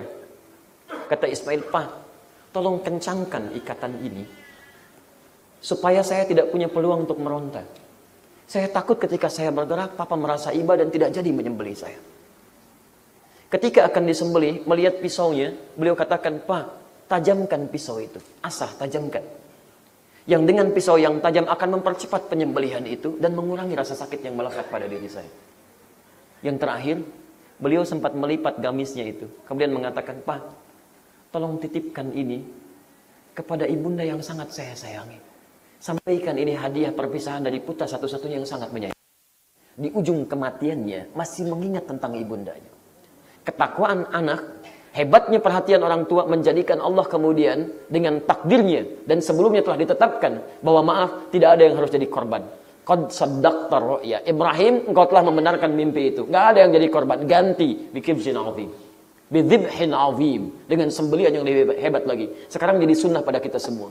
Makanya setiap datang Idul Adha jangan cuma pandai nyembelih. Perhatikan kisah-kisah tadi. Sejauh mana kedekatan Anda dengan anak-anak Anda? Coba cek. Jadi kalau anak misalnya ada pertentangan pada orang tuanya, jangan langsung cepat memvonis dulu. Kamu ini ini, Masya Allah, bukan anak mama. Oh, lantas anak siapa? Coba cek dulu, istighfar dulu, lihat dulu. Antum tuh bukan nabi, bukan rasul. Ini selevel nabi, sesibuk-sibuknya bisa melihat anaknya. Coba kalau antum cuci mobil, dibantuin nggak? Kalau antum yang nyuci, anak yang pakai, coba pikir dulu. Ibu nyapu, dibantu nggak? Kadang-kadang ibu nyapu, anaknya kasih komando. Mah ini mah, belum. Masya Allah. Pulang dari sini, pergi ke dapur, bawa pisau. Datangi anak. Papa dapat petunjuk di masjid Tanah Kusir. Masya Allah. Apa pak? Sembelih kamu? Lihat responnya. Ada sini ya. Anda tidak bisa memastikan di luar ini bagaimana penjagaan Allah turun. Maka bentuk fadlan yang kedua, ikhtiar itu dibagi dua. Yang kedua ini, bangun kedekatan dengan Allah dimulai dengan doa. Maryam didoakan oleh ibundanya Hanna. Yusuf didoakan oleh ayahnya Yakub. Luqman berdoa untuk anaknya. Coba lihat, semua kisah-kisah Nabi dan Rasul disebutkan di Quran selalu menghadirkan doa. Doa-doa dipanjatkan. Yakub berdoa untuk Yusuf. Coba cek. Begitu muncul perasaan, maaf ya, tidak suka dari saudara-saudara Yusuf. Yusuf kan 12 bersaudara. Dari ibu yang berbeda. Yusuf dengan Bunyamin, 10 dari ibu yang lain. Singkat saja ya, singkat. 10 ini iri kepada Yusuf. Kemudian naik menjadi dendam. Naik lagi, kumpul mereka di satu tempat. Kalau kita ilustrasikan ini rumahnya, ini lumbung tempat nyimpan hasil panennya. Kumpul di sini 10 orang kurang lebih, diskusi. Perhatikan baik-baik. 9 orang mengatakan, dari 10 ini 9 mengatakan uqtulu Yusuf, bunuh Yusuf. 1 mengatakan jangan bunuh Yusuf. Alqihi fi ghayabatil jubbi yaltaqithu ba'dus sayyarah. Lemparkan ke tempat yang gelap supaya diambil oleh orang lain. Ke sumur, lemparkan ke sumur yang gelap, diambil oleh pedagang menjauh dari kita. Pertanyaan saya, kalau ada musyawarah 9 orang memutuskan A, 1 orang memutuskan B, mana yang diterima? 9 orang. Dan biasanya setan tidak akan nanggung kalau sudah maksiat yang paling tinggi. Pertanyaannya, kenapa bisa yang satu yang diikuti? Oh iya, jangan bunuhlah, lempar aja ke tempat gelap. Kok kenapa bisa berubah? Karena Yakub seringkali mendoakan untuk anak-anak. Dan doa itu yang menjaga anak-anaknya. Di keutamaan yang hadir kepada anak, keutamaan yang hadir pada pekerjaan Anda, ibu di rumah tangga, itu selain bisa ditempuh lewat usaha dengan ikhtiar fisikal, rencana dan sebagainya, kita punya satu keterangan dari Al-Quran. Minta dengan doa. Dan cara tercepat, minta dalam sholat. Cara paling cepat, kata Quran, minta dalam ruku. Apa perintahnya? Teruskan ayatnya. Quran surah 4 ayat 32. Was'alullaha min fadlih. Was'alullaha, minta. Cara pertama. Lihat ayatnya. Was'alullaha min fadlih. Wala tatamannaw ma faddalallahu ba'dakum ala ba'd. Lirijali nasibun mimma iktasabu. Walinnisa'i nasibun mimma iktasabn. Was'alullaha min fadlih. Dalil tentang doa meminta. Kemudian kita hadirkan kalimat Allah. Was'alullah. Mintalah kepada Allah. Min fadli, dari keutamaan yang telah Allah tetapkan. Kapan memintanya? Dijawab di Quran surah 48 ayat 29. Tarahum ruk'an sujada yabtaghuna fadlan min Allah. Ini dalil dari Al-Quran yang memberikan petunjuk bahwa boleh meminta dalam sholat, khususnya dalam ruku, keutamaan-keutamaan kehidupan yang kita harapkan. Jelas? Bagaimana caranya? Tidak ada cara spesifik, bacaan-bacaan spesifik. Artinya boleh kita mintakan dengan bahasa kita, tapi tidak dilafadzkan. Jelas ya? Jadi setelah Anda mengucapkan Allahumma gfirli, lihat baik-baik. Subhanakallahumma bihamdika Allahumma gfirli. Silahkan minta kepada Allah dalam keadaan ruku. Anda hadirkan dengan bahasa Anda, tapi tidak perlu dilafadzkan. Minta. Jelas ya? Karena Qurannya hanya memberikan petunjuk umum. Makanya Anda dapati Nabi pernah berluku sangat lama sekali. Kemudian sahabat pernah berluku sangat lama sekali. Tabi'in pernah berluku sangat lama sekali. Apa di antara mereka lakukan? Apa di antara yang mereka lakukan dalam rukunya? Memperbanyak doa kepada Allah Subhanahu wa taala. Boleh. Ibu di rumah tangga ada masalah, salatlah. Salat, bangun tahajud, dalam ruku minta kepada Allah. Ya Allah, saya sudah bermohon dalam ruku ya Allah. Banyak permohonan saya sampai pegal ya Allah. Bisa ya? Karena baru pertama kali tahajud. Baru pertama kali. Kalau sudah biasa enak ya. Enak biasanya. Baik, nanti pelan-pelan, nikmat. Jelas ya? Baik. Biasanya kalau fadlan itu seperlunya Apa yang paling utama seperlunya sampaikan. Karena nanti ada yang paling nikmat sujud. Ada yang paling nikmat sujud. Jelas ya? Jadi saya persingkat bahwa dalam ruku ada posisi kita boleh bermohon kepada Allah. Tapi ingat, doa ini diikat setelah sempurna cara ruku dan bacaan ruku standarnya. Jadi sempurnakan dulu rukunya. Bacaan rukunya sempurnakan. Yang tadi yang sunnah. Subhana rabbiyal azim, subhana rabbiyal azim wa bihamdi, subhanakallahumma bihamdika Allahumma ighfirli. Setelah sempurna bacaannya, tenang keadaannya, baru minta kepada Allah. Jelas sampai sini? Baik. Tapi ingat, perhatikan jenis salatnya. Jenis salatnya. Kalau Anda sedang berjamaah, maka Anda diikutkan pada imam. Jadi jangan sampai imam sudah sujud, Anda masih ruku. Ya Allah, tolong kabulkan. Bahkan saya pun tetap ruku walau imam sujud. Artinya antum salah. Antum salah ya, antum salah. Nanti begitu salat sunnah, Anda baru minta lagi kepada Allah Subhanahu wa taala. Jelas? Baik, alhamdulillah.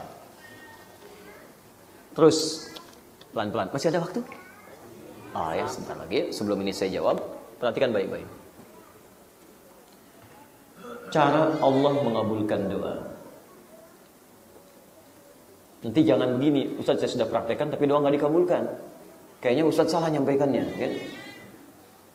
Satu, mengabulkan sesuai dengan yang dimohonkan. Jadi begitu dimintakan, seketika dikabulkan. Seperti Nabi Zakaria meminta, seketika dikabulkan. Bila permintaan itu sesuai dengan kebutuhan dan kesiapan menerimanya. Awas. Dikabulkan seketika bila permohonan itu sesuai dengan kebutuhan dan kesiapan dalam menerimanya. Awas, hati-hati ya, nanti saya terjemahkan dalam bagian kedua dan ketiga. Dua, Allah tangguhkan apa yang diminta itu sampai muncul kesiapan dalam menerimanya. Di kadang-kadang Anda minta, tapi pada saat akan diberikan belum maslahat untuk Anda pada saat itu, karena Anda belum siap. Oleh Allah ditangguhkan sampai Anda siap. Dan saat penangguhan itu pun Anda tidak rugi, karena Anda diberikan pahala dari doa Anda. Di berdoa itu tidak rugi Pak ya, Bu ya. Ada pahala diberikan. Ya, fokus baik-baik. Lihat sini, saya beri contoh Nabi Muhammad SAW. Beliau berdoa kepada Allah supaya kiblat dipindahkan dari Masjid Al-Aqsa ke Masjidil Haram. Kapan mintanya? Sejak pertama kali sholat kemudian diwajibkan pada beliau. Pas Mekah, setahun sebelum hijrah. Berdakwah 12 tahun di Mekah, usia 52 tahun, turun perintah sholat. Kemudian bermohon kepada Allah supaya kiblatnya itu bisa diarahkan ke Masjid Al-Haram. Apakah dikabulkan seketika? Tidak. Tidak. Kapan dikabulkan? Ketika hijrah ke Madinah. Setahun kemudian hijrah ke Madinah, tinggal beberapa masa di Madinah. Tahun kedua mendekati tahun ketiga, baru turun ayat ketika beliau berkunjung ke rumah Ummul Bashar. Turun Quran surah kedua ayat 144, paling kiri sebelah bawah. Qad nara taqalluba wajhika fis sama' falanuwalliyannaka qiblatan tardaha fawalli wajhaka syatral masjidil haram. Muhammad sallallahu alaihi wasallam, kami sering amati engkau, seringkali menghadapkan wajahmu ke langit memohon supaya kiblat dipindahkan. Sekarang silahkan pindahkan kiblatmu. Jelas ya? Bapak Ibu bisa bayangkan kalau kiblat pertama kali diarahkan ke Masjidil Haram sejak sholat pertama kali diperintahkan, maka itu menjadi kemenangan bagi orang-orang kafir Quraisy yang ada di Mekah. Oh, Muhammad aja sholatnya menghadap Tuhan kita. Cuman dia gengsi aja menyembah Tuhan kita. Mungkin muncul kalimat itu. Karena Ka'bah itu pada saat itu, bukankah di situ telah berkumpul berhala-berhala dan sebagainya. Dan persoalannya Nabi tinggal di Mekah. Itu masalahnya. Nabi tinggal di Mekah. Difitnahnya semakin banyak. Belum siap ketika itu kemudian diturunkan. Bisa menjadi ragu bagi para pengikutnya. Maka ketika hijrah ke Madinah, berpisah agak jauh dari Mekah, kisaran sampai 500 km, 400 km lebih dari Mekah menuju Madinah, teman-teman baru turun ayat. Nabi saja berdoa 3 tahun baru dikabulkan. Antum Nabi bukan, Rasul bukan, baru 3 hari sudah nuntut. Kurang apa lagi ya Allah? Kurang sabar. Nabi Ibrahim berdoa sebelumnya. Minta supaya lahir Nabi dan Rasul, lahirnya di Mekah, dekat Ka'bah. Minta tuh. Berdua bahkan, kurang apa lagi, 2 Nabi, 2 Rasul. Dua-duanya sangat disayang oleh Allah. Gelarnya Abul Anbiya, bapak para Nabi. Khalilullah yang sangat dekat dengan Allah. Berdoa, kapan dikabulkan? 30 generasi setelah meninggalnya. Nggak dikabulkan saat itu. Dan uniknya tidak melihat doanya. Maksudnya tidak melihat hasil doanya. Berdoa sekarang dikabulkan 30 generasi setelah kematiannya, setelah wafatnya. Usia ribuan tahun. Kapan dikabulkan? Dengan kelahiran Nabi Muhammad SAW. Kan sering saya sampaikan, bahkan sering saya bacakan di sini. Nabi Muhammad ke Nabi Ibrahim itu 30 generasi. Ayo, masih ingat nggak? Coba diulang. Muhammad bin Abdullah, bin Abdul Muttalib, bin Hashim, bin Abdul Manaf, bin Qusay, bin Murrah, bin Kilab, bin Ka'ab, bin Ghalib, bin Fihir, bin Malik, bin Nadar, bin Kinana, bin Khuzaimah, bin Mudrika, bin Ilyas alaihissalam, bin Nizar, bin Mudar, bin Ma'ad, bin Adnan, bin Addi, bin Adri, bin Muqawwam, bin Nahur, bin Tari, bin Ya'ruf, bin Yasjub, bin Nabit, bin Ismail alaihissalam, bin Ibrahim alaihissalam. 30 generasi. Ayo ulang. 30. Jadi Nabi Ibrahim, Nabi Ismail, dua nabi, dua rasul paling disayang Allah. Kapan dikabulkan? 30 generasi setelahnya. Puluhan ribu tahun. Antum nabi bukan, rasul bukan. Belum tentu Allah sayang kepada antum seperti Allah menyayangi Nabi Ibrahim dan Nabi Ismail. Kenapa baru 30 menit nuntutnya luar biasa? Sakit gigi ya Allah, tolong. Masya Allah. Sudah 30 menit. Alhamdulillah. Mudah-mudahan sehat. Sampai mana kita tadi? Jelas ya? Dua itu, antum punya anak 5 tahun, antum banyak harta, alhamdulillah. Dia minta dibelikan motor beneran. Papa, yang kayak Valentino Rossi, Pak, nomor 46, Yamaha. Oh, Masya Allah. Dibelikan nggak? Enggak. Tapi bukan berarti Anda nggak mampu, bisa. Setelah dia kemudian naik, tumbuh, bisa megang motor, antum kasih. Baik. Pak, kok nggak kayak Rossi? Rossi aja jatuh kemarin, kakinya patah. Udah, Anda yang ini saja, bebek. Masya Allah. Kasih.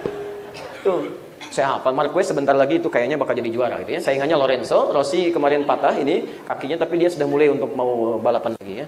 Saya hafal itu, hafal saya. Mau tanya apa? Silakan. Ya. 3. Allah ganti apa yang diinginkan dengan apa yang dibutuhkan. Allah ganti apa yang diinginkan dengan apa yang dibutuhkan. Karena jawaban dari doa hanya akan memberikan yang dibutuhkan, bukan apa yang diinginkan. Nah, pada yang ketiga ini, teman-teman, antum mesti memahami betul dengan membacanya dengan iman, bukan dengan akal. Baca dengan iman. Kadang-kadang kita nggak sadar kalau doa kita itu sudah dikabulkan. Coba lihat. Harap-harap kuliah masuk ITB, tiba-tiba masuknya Unpad misalnya. Ya, terus pacu lagi. Kedua ikut UMPTN, gagal lagi. Dapatnya Unpad lagi. Tiba-tiba begitu antum ikuti di Unpad, Masya Allah. Ternyata Allah berkehendak dari Unpad itulah mengantarkan antum mendapatkan capaian yang antum harapkan. Saya pernah kisahkan banyak hal, tapi mungkin orang lain lebih banyak kita harapkan kisahnya lebih banyak. Banyak orang berharap kepada Allah, tapi ternyata diberi jalan yang lain. Nanti ketahuannya setelah beberapa masa ke depan. Itu dalilnya ada di Quran surah kedua ayat 216, paling kiri sebelah atas. Kutiba alaikumul qitalu wa huwa kurhul lakum. Ayat ini turun ketika masa perintah jihad. Orang-orang banyak yang ragu. Tapi ingat ketika turun lafadznya, maka sifatnya bersifat umum. Al-ibratu bi umumil lafzi la bi khususis sababi.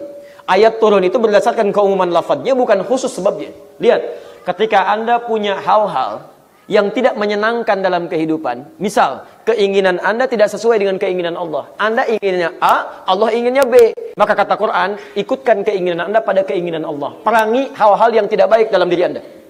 Kutiba alaikumul qitalu wa huwa kurhul lakum. Ayo perangi perasaan-perasaan yang tidak baik. Wajib bagi kita memerangi diri kita.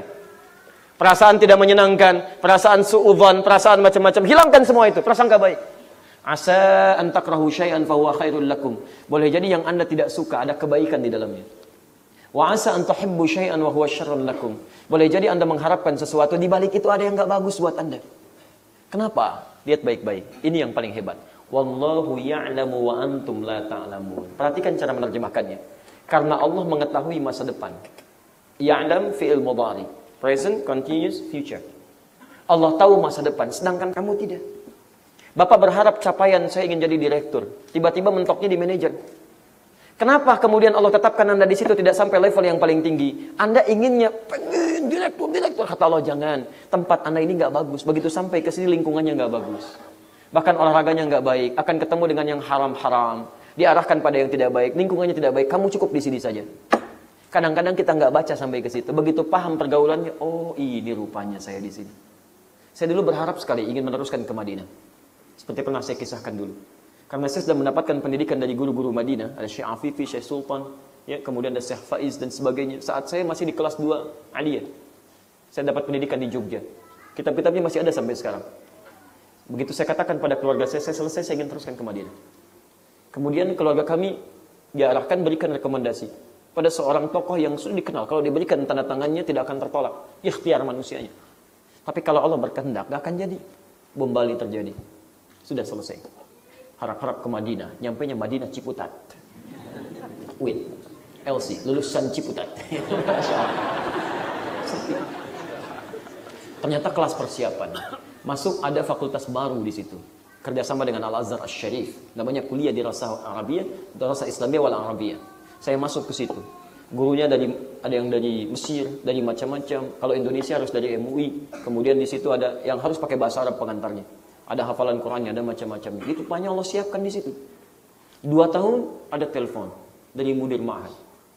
Tadi, Anda tolong carikan, ini ada beasiswa ke Libya nih, 2 orang. Baik, insya Allah saya carikan, Pak. Saya cari dapat 1 orang. Ada, Pak, 1 orang, kurang 1. Kenapa nggak kamu aja? Ya sudah, bismillah. Saya berangkat, tadinya pengen lihat saja. Begitu saya berangkat, saya jatuh cinta dengan Libya itu. Masya Allah. Ini yang saya cari rupanya. Buku-bukunya, referensinya, macam-macamnya. Dan Allah antarkan dari situ dulu. Karena saya senang tafsir. Saya cinta dengan Al-Quran. Saya senang tafsir. Ternyata Allah antarkan saya supaya memahami dulu bahasa Al-Quran. Paham bahasa Al-Quran. Dari situ ternyata apa rahasianya? Setahun kemudian, Juli 2006. Teman-teman sekalian, tiba-tiba saya diantarkan oleh Allah kemudian ke Mesir, Al-Azhar. Untuk belajar tafsir langsung dari Syekh Al-Azhar, Tantawi Jauhari. Karena beliau satu-satunya mufassir yang masih hidup pada saat itu. Tokoh dunia. Belajar ke sana. Saya ikut ke Al-Azhar. Saya ikut ke Iskandaria. Begitu saya pulang dari situ, nggak berapa lama meninggal dunia. Kemudian apa yang terjadi? Saya pun ke Saudi. Saya tinggal di Mekah. Saya belajar. Saya lihat ke Ummul Qura. Saya juga ke Madinah. Kemudian setelah itu dipindahkan lagi. Sampai terakhir ke Tunisia. Dalam evakuasi. Pulang ke Indonesia. Antum tahu apa yang terjadi? Kalau saya semula ditetapkan kemudian berangkat ke Madinah, saya tidak akan bisa menikmati bagaimana di Libya. Bagaimana di Tunis. Bagaimana di Mesir.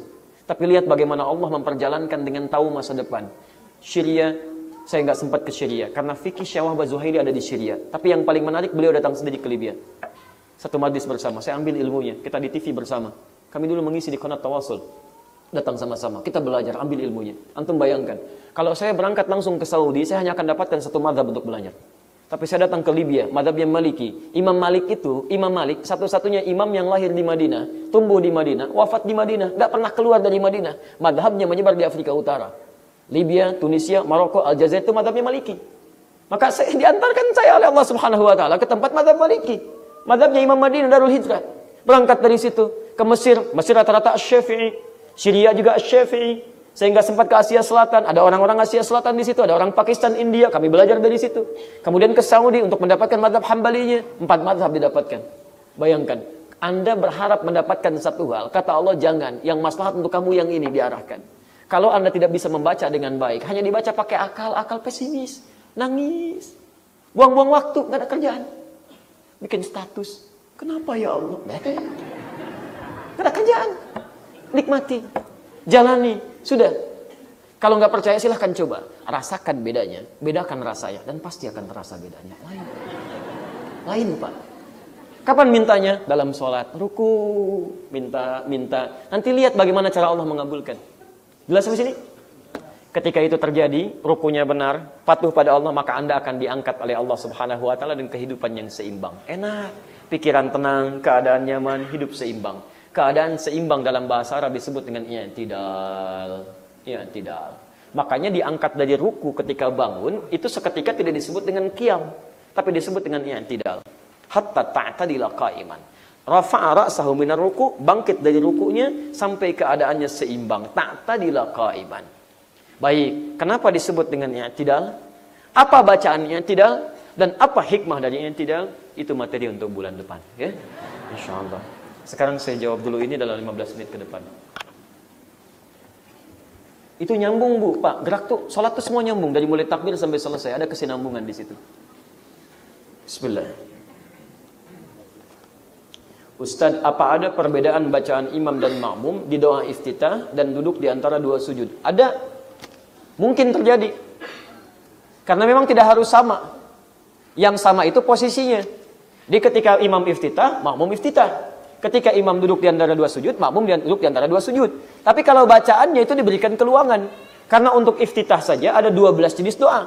Boleh baca misalnya Allahumma ba'id, boleh baca wajjahtu, boleh baca subhanakallahumma bihamdi, boleh baca subuhun kudusun dan seterusnya. Boleh baca Allahu akbar kabira, walhamdulillahi katsira, boleh baca a'udzubillahi samil alim minasyaitonir rajim, boleh. Dan Anda kan tidak bisa memastikan apa bacaan imam karena bacaannya disirkan. Imam baca misalnya enggak kedengeran, Anda pengen sama, "Mam, kerasin dikit dong." Enggak bisa. Enggak bisa.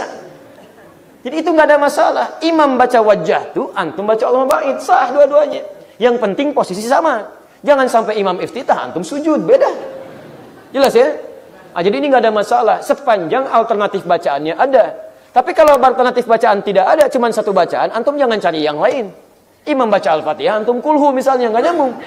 Di Imam Al-Fatihah, karena Al-Fatihah cuma satu, antum Al-Fatihah. Tapi kalau ada alternatif silahkan dibacakan. Duduk di antara dua sujud ada dua jenis. Bisa Rabbighfirli diulang. Ada yang 7 jenis bacaan, ada yang 3 jenis bacaan, silahkan. Sesuai dengan kadarnya. Wallahu ta'ala a'lam bissawab. Mohon dijawab. Terima kasih. Jazakallah khair.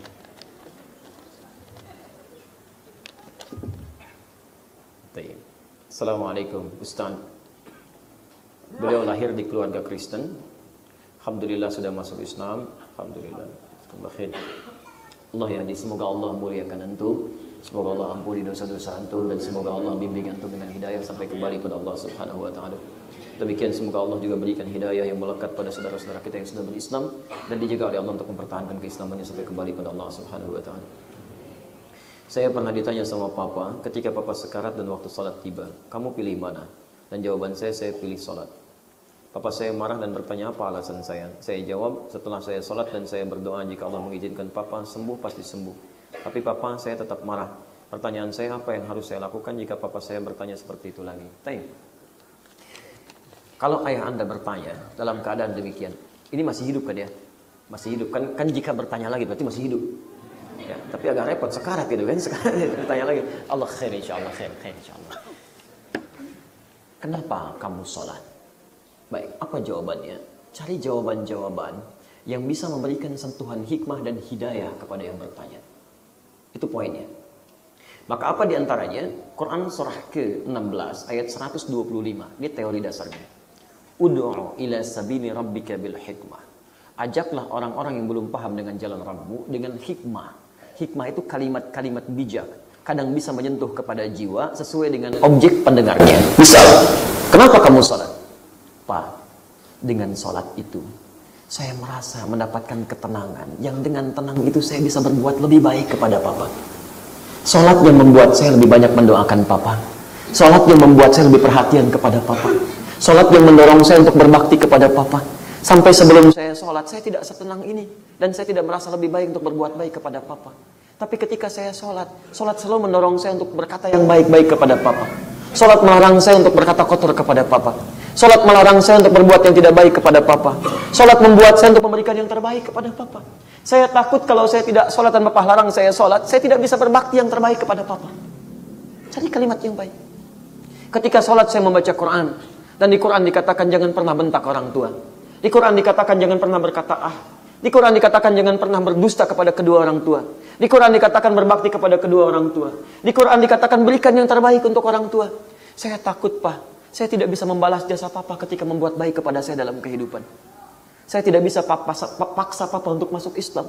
Walaupun setiap saya sholat, saya bermenang air mata. Bermohon kepada Allah supaya papa mendapatkan hidayah. Tapi kalau papa larang, saya takut saya tidak bisa memaksimalkan bakti saya kepada papa. Kalau dengan semua itu saya kerjakan, belum juga menyentuh hati papa untuk berislam, tolong katakan kepada saya dengan cara apa lagi saya berbakti kepada papa supaya papa menerima hidayah. Ini lebih baik. Nah, kenapa kamu sholat? Emang kenapa? Oh, gak akan nyambung.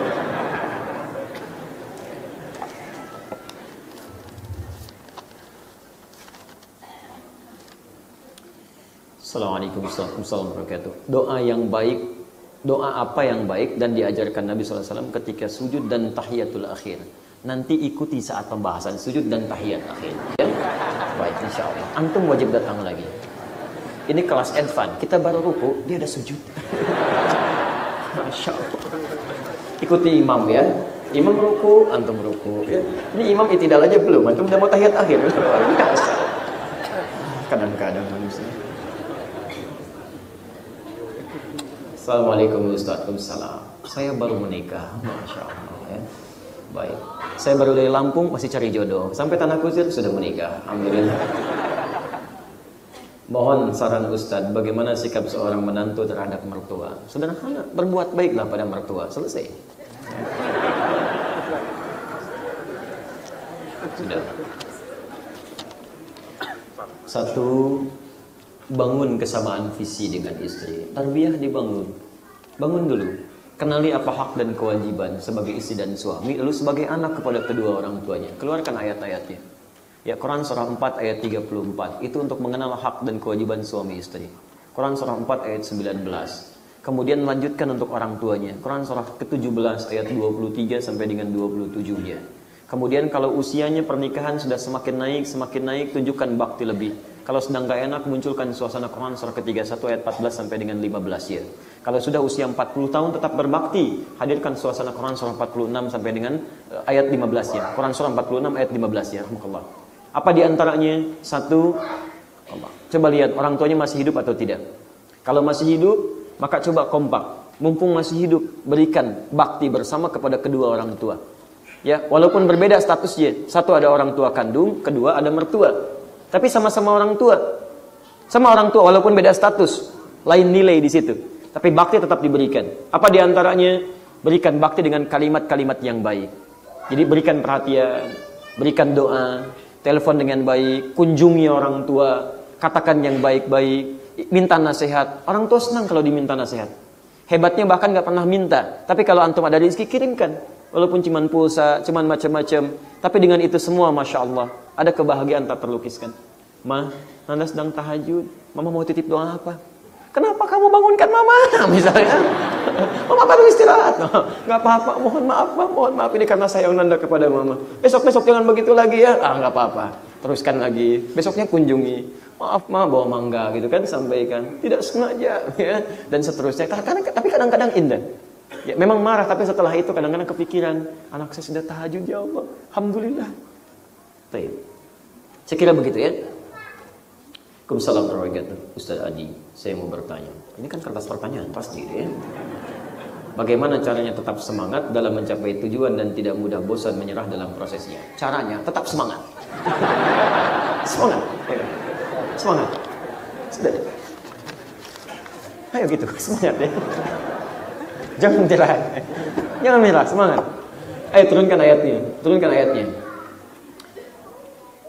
Pertama, luruskan dulu niat. Kalau sudah niatnya lurus, maka setiap menghadapi tantangan, itu kita akan semakin kuat untuk bisa mengatasinya. Biasanya orang-orang yang cenderung menurun semangatnya untuk meraih hal yang didambakan, itu karena niatnya masih belum kokoh. Goyah dia. Antum niat kesini ini untuk ikut taklim atau hanya sekedar ingin numpang datang? Kalau sekedar numpang datang, di perjalanan apa yang dilihat itu yang dicita-cita. Lihat bubur, mah pulang taklim buburnya. Masya Allah, materi belum selesai sudah lihat bubur.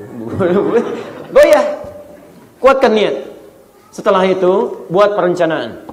Dengan perencanaan itu maka kegiatan Anda lebih terarah. Setelah itu pelajari tantangannya. Lihat. Karena setiap apa yang akan diraih dari kebaikan pasti akan menemukan lawan sebagai tantangan. Orang yang tidak paham tentang masalah dan tantangan yang akan dihadapi, maka cenderung repot mengatasinya saat dia berhadapan dengan tantangan yang dimaksudkan. Pelajari, misal tantangan nilainya ada 3, yang kecil, yang menengah, yang besar. Quran surah kedua ayat 214, posisi paling kanan sebelah bawah. Am hasibtum an tadkhulul jannata wa lamma ya'tikum mathalul ladzina khalau min qablikum. Apa Anda kira mudah masuk surga sebelum diuji seperti orang dulu yang sukses diuji? Masathumul ba'sa, akan menghadapi tantangan yang ringan. Dharra, tantangan yang mulai berat, menengah. Zilzal wa zulzilu, tantangan yang cukup besar, sampai-sampai Anda bisa mengatakan, ya Allah, kapan ini berakhir? Mata nasrullah, kapan datang pertolongan Allah? Anda mau ke kampus, niatnya ingin ikut ini, fakultas ini, jurusan ini, perhatikan ujiannya seperti apa, soal-soalnya bagaimana, tantangannya seperti apa, dosen yang dihadapi siapa, dan sebagainya. Ketika Anda petakan, mudah menghadapinya. Saya sebelum masuk kampus, saya sudah tanyakan dulu, saya cari belajarnya apa mata kuliahnya, siapa dosennya, bagaimana karakternya. Sampai saya kumpulkan setahun sebelum saya masuk kampus di UIN yang pertama kali, itu saya sudah mendapatkan buku-bukunya. Ini yang mau saya dapati. Bukunya ini, gurunya si fulan, gurunya suka begini, senangnya begini, tidak suka begini, tidak senang begini. saya kumpulkan. Jadi begitu masuk pelajaran, saya sudah tahu apa yang mau dipelajari. Jadi saya bisa gunakan waktu sisanya untuk mempelajari yang lain. Hadirkan. Saya datang ke Libya. Pertama kali sampai di kampus, saya cuma sampai ke 3 tempat. Satu, di mana tempat saya tinggal, asramanya mana. Kedua, di mana masjidnya, supaya saya bisa atur waktu. Kapan saya ke masjid, jam berapa kemudian saya sholat, berapa jeda jauh antara saya dari tempat tinggal ke masjid, berapa jarak jauhnya, kalau saya jalan berapa kecepatan saya mesti jalan sampai di tujuan dan sebagainya, sampai saya hitung. Karena jaraknya cukup jauh. Jarak kami dari kampus, kan itu satu kompleks semua. Jarak flat saya, tempat tinggal, itu ke gerbang utama, itu sampai hampir 1 kilo, 700 meter. Jarak ke masjid 500 meter. Jadi saya harus bisa petakan kapan saya bangun, kapan saya berangkat. Kalau saya telat kemudian, maka akan dapat konsekuensi yang tidak menyenangkan. Minimal saya terlambat dari jamaah. Minimal saya tidak mendapatkan kenikmatan masjid dan sebagainya. Lalu 2, ya, tempat sudah, masjid sudah, 3, kelas dan perpustakaan. Di mana kelasnya, di mana perpustakaan. Begitu saya masuk perpustakaan, saya sudah petakan kitab apa yang ada di sini. Berapa ruangannya? Ada 4 ruangan. Ruang 1, ruang 2. 1 untuk bahasa dan sekitarnya, 2 untuk ulumul Quran. Yang 3 untuk referensi umum, yang 4 untuk tesis, disertasi dan skripsi. Jadi begitu kelihatan, kita ketahui mana kitabnya, mana tempatnya, posisi mana dia ada, apa yang dibutuhkan. Jadi begitu kita memerlukan referensi, kita sudah tahu kemana kita mesti masuk dalam ruangan ini. Baik. Itu diantaranya, jangan menyerah. Semangat. Ya. Nah, kalau sudah tahu, rencanakan dengan baik. Ada tantangannya apa? Setelah itu bikin perencanaan. Tantangannya ada di Quran surah kedua ayat 214, jawabannya ada di Quran surah ketiga ayat 142. Posisi paling kiri sebelah atas. Lihat. Ketika Allah menyampaikan tentang tantangan, letak di mushafnya Quran surah kedua. 2. Ayatnya 214. Posisinya bawah. Ketika Allah hadirkan cara mengatasinya, ini tantangannya, solusi untuk mengatasinya, Quran surah 3. Ketika sudah hadir solusi, naik dari 2 jadi 3. Ayatnya, ini tantangannya dirubah, diakhirkan. Jadi 142. Quran surah 3 ayat 142. Kadang-kadang tidak ada hubungan, bukan ingin mencocok-cocokkan. Tapi dalam kondisi tertentu yang paling indah adalah, kok kayaknya enak banget ngelihatnya gitu. Begitu ada tantangan, 214. Begitu ada solusi, 142. Begitu dihadirkan, ayat awalnya sama. Yang ini am hasibtum an tadkhulul jannah, yang ini am hasibtum an tadkhulul jannah. Yang ini tantangannya, masathumul ba'sa ringan, dharra menengah. Maaf, zilzal tinggi, yang ini solusinya. Hatta ya'lamillahu alladhina jahadu juhdun. 1, usaha. Disebutkan kata jahadu dari kata juhdun. Juhdun dibagi 3. Pertama, usaha dalam merencanakan, disebut dengan ijtihad. Misal, saya mau ke taklim. Taklimnya apa? Siapa gurunya? Siapa yang mengajarkan? Apa materinya? Saya butuh tidak? Jam berapa taklimnya? Dimulai jam 8. Rumah saya di mana? Saya di Bekasi. Mau taklim ke Tanah Kusir. Baik, berapa jarak Bekasi ke Tanah Kusir? Misal 40 km. Baik, macet tidak? Lewat mana? Lewat jor atau dalam kota? Kalau lewat jor, di mana posisi macetnya? Di mana keadaannya? Maka saya putuskan berangkat jam sekian. 6:30, 6:30 saya berangkat. Baik, begitu tiba, sekian. Ini namanya ijtihad. Merencanakan sesuatu. Begitu sampai, ustaznya nggak datang. Ustaz. Baik. Alhamdulillah, karena niatnya lurus. Dia nggak akan peduli. Mau datang, mau tidak. Saya mau taklim, bukan ingin ketemu ustaz. Ingat, niat yang lurus awal tadi. 2. Ketika ada rencana, maka aktualisasikan, praktekkan rencana dengan aksi. Namanya jihad. Jihad itu perjuangan fisik. Jihad bukan sekedar Anda berjuang, keluar bawa senjata. Tidak. Anda dari rumah ke sini sudah berjihad. Suami yang mencari nafkah sudah jihad. Istri merawat anak itu sudah jihad. Jihad luar biasa.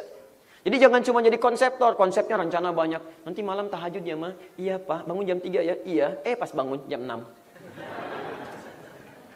Karena rencana cuma rencana, nggak ada aksinya, nggak ada. Tuangkan rencana dalam bentuk aksi. Bangun jam 3, tantangan kita suka kesiangan, pasang alarm mah. Seperti biasa, 3 kali. 2:15, 2:30, 2:45. Alarm pertama, 2:3. Alarm pertama, mematikan alarm kedua. Alarm kedua, matikan alarm ketiga. Alarm ketiga, siapkan air. Tapi kenapa air? Hadis Nabi. Masya Allah. Allah menyayangi seseorang suami memercikan air di wajah istrinya untuk bangun tahajud. Seperti Allah merahmati seorang istri yang memercikan air di wajah suami untuk bangun tahajud. Masya Allah. Praktekkan. Kalau ada rencana. Ada rencana. Kalau tidak ada rencana, jangan main-main. Ya. Ibu bangun, bapak masih tidur. Masya Allah. Hadis Nabi. Gayung. Luar biasa. Masya Allah. Kenapa mah? Hadis Nabi pak. Luar biasa. Awas, jangan bawa-bawa Nabi, antum yang salah Nabi yang disalahkan. 3, mujahadah. Mujahadah itu peperangan melawan emosi. Gejolak hati yang tidak sama. Alhamdulillah. Memang kadang taklimnya tiap pekan, tapi kan suasana hatinya beda. Kemarin semangat, sekarang sedang malas, sekarang sedang gak enak. Nah begitu ada perasaan tidak menyenangkan, perangi itu. Perangi. Nah, itu yang disebut mujahadah. Jadi ada ijtihad, ada jihad, ada mujahadah. Yang terakhir, wa ya'lamas sabirin, dan sabar dalam menjalaninya. Karena orang dulu pun begitu ingin surga, sabar. Antum kalau ingin surga, sama kayak orang dulu akan ada ujian. Jangan cuma enaknya aja. Kalau antum menginginkan surga, artinya antum menginginkan masalah. Karena surga itu hanya bisa diraih lewat pahala, pahala itu dapatkan lewat ujian. Ujian itu bentuknya masalah. Bapak Ibu ingin masuk surga tidak? Ingin, begitu ingin berarti ingin punya masalah. Serius, kalau Anda tidak menginginkan masalah, nggak akan ada pahala. Makanya kalau orang paham dengan rumus pahala dan dosa, dia akan mudah meninggalkan yang buruk dan akan senang ketika mendapatkan ujian dari masalah. Ada masalah, alhamdulillah ada pahala hari ini. Ya, kalau tidak paham konsepnya susah. Macet sedikit, bikin status. Tanah kucing, macet. Sudah ya. Sudah ya. Cukup dulu ya. Ya terakhir lah. Waalaikumsalam warahmatullahi wabarakatuh. 1. Adakah dalil mengazani orang yang meninggal saat dikuburkan? Saya belum dapat ya. Belum dapat. Mungkin karena keterbatasan pengetahuan saya tidak mengetahui dalil-dalilnya, dan biasanya saya kalau belum dapat saya tidak mengamalkan karena saya belum tahu. Jadi teman-teman yang tahu tolong tunjukkan kepada saya supaya nanti saya bisa teliti. Kalau benar insya Allah saya sampaikan dan mungkin saya amalkan. Kalau kemudian tidak ada dalilnya, maka saran saya lebih baik meninggalkannya daripada mengerjakan sesuatu yang tidak ada tuntunannya. Itu saran saya. Kalau dalil untuk mengazani saat dilahirkan itu masih ada, walaupun ulama beda pendapat, tapi ada dalilnya.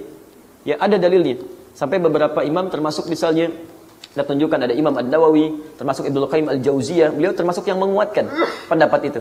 Jadi Nabi SAW pernah mengazani Al-Hasan dan Al-Husain saat dilahirkan. Dan itu masih normal, masih logis. Apa di antara logisnya? Karena fungsi adzan itu bisa mengusir setan. Mengusir setan. Sedangkan sunnah Nabi ketika bayi itu dilahirkan, maka didoakan di antara doanya menjauhkan dia dari setan. Allahumma inni a'udzubika bikalimatika tammah min kulli syaitanin wa hammah. Kan? Min kulli syaitanin wa hammah wa lammatin wa hammah. Ya Allah, saya berlindung kepadamu ya Allah dari keburukan yang menimpa anak saya ini, dan dari godaan setan, dan dari segala keburukan-keburukan, dari hal yang buruk yang menimpanya dalam kehidupan.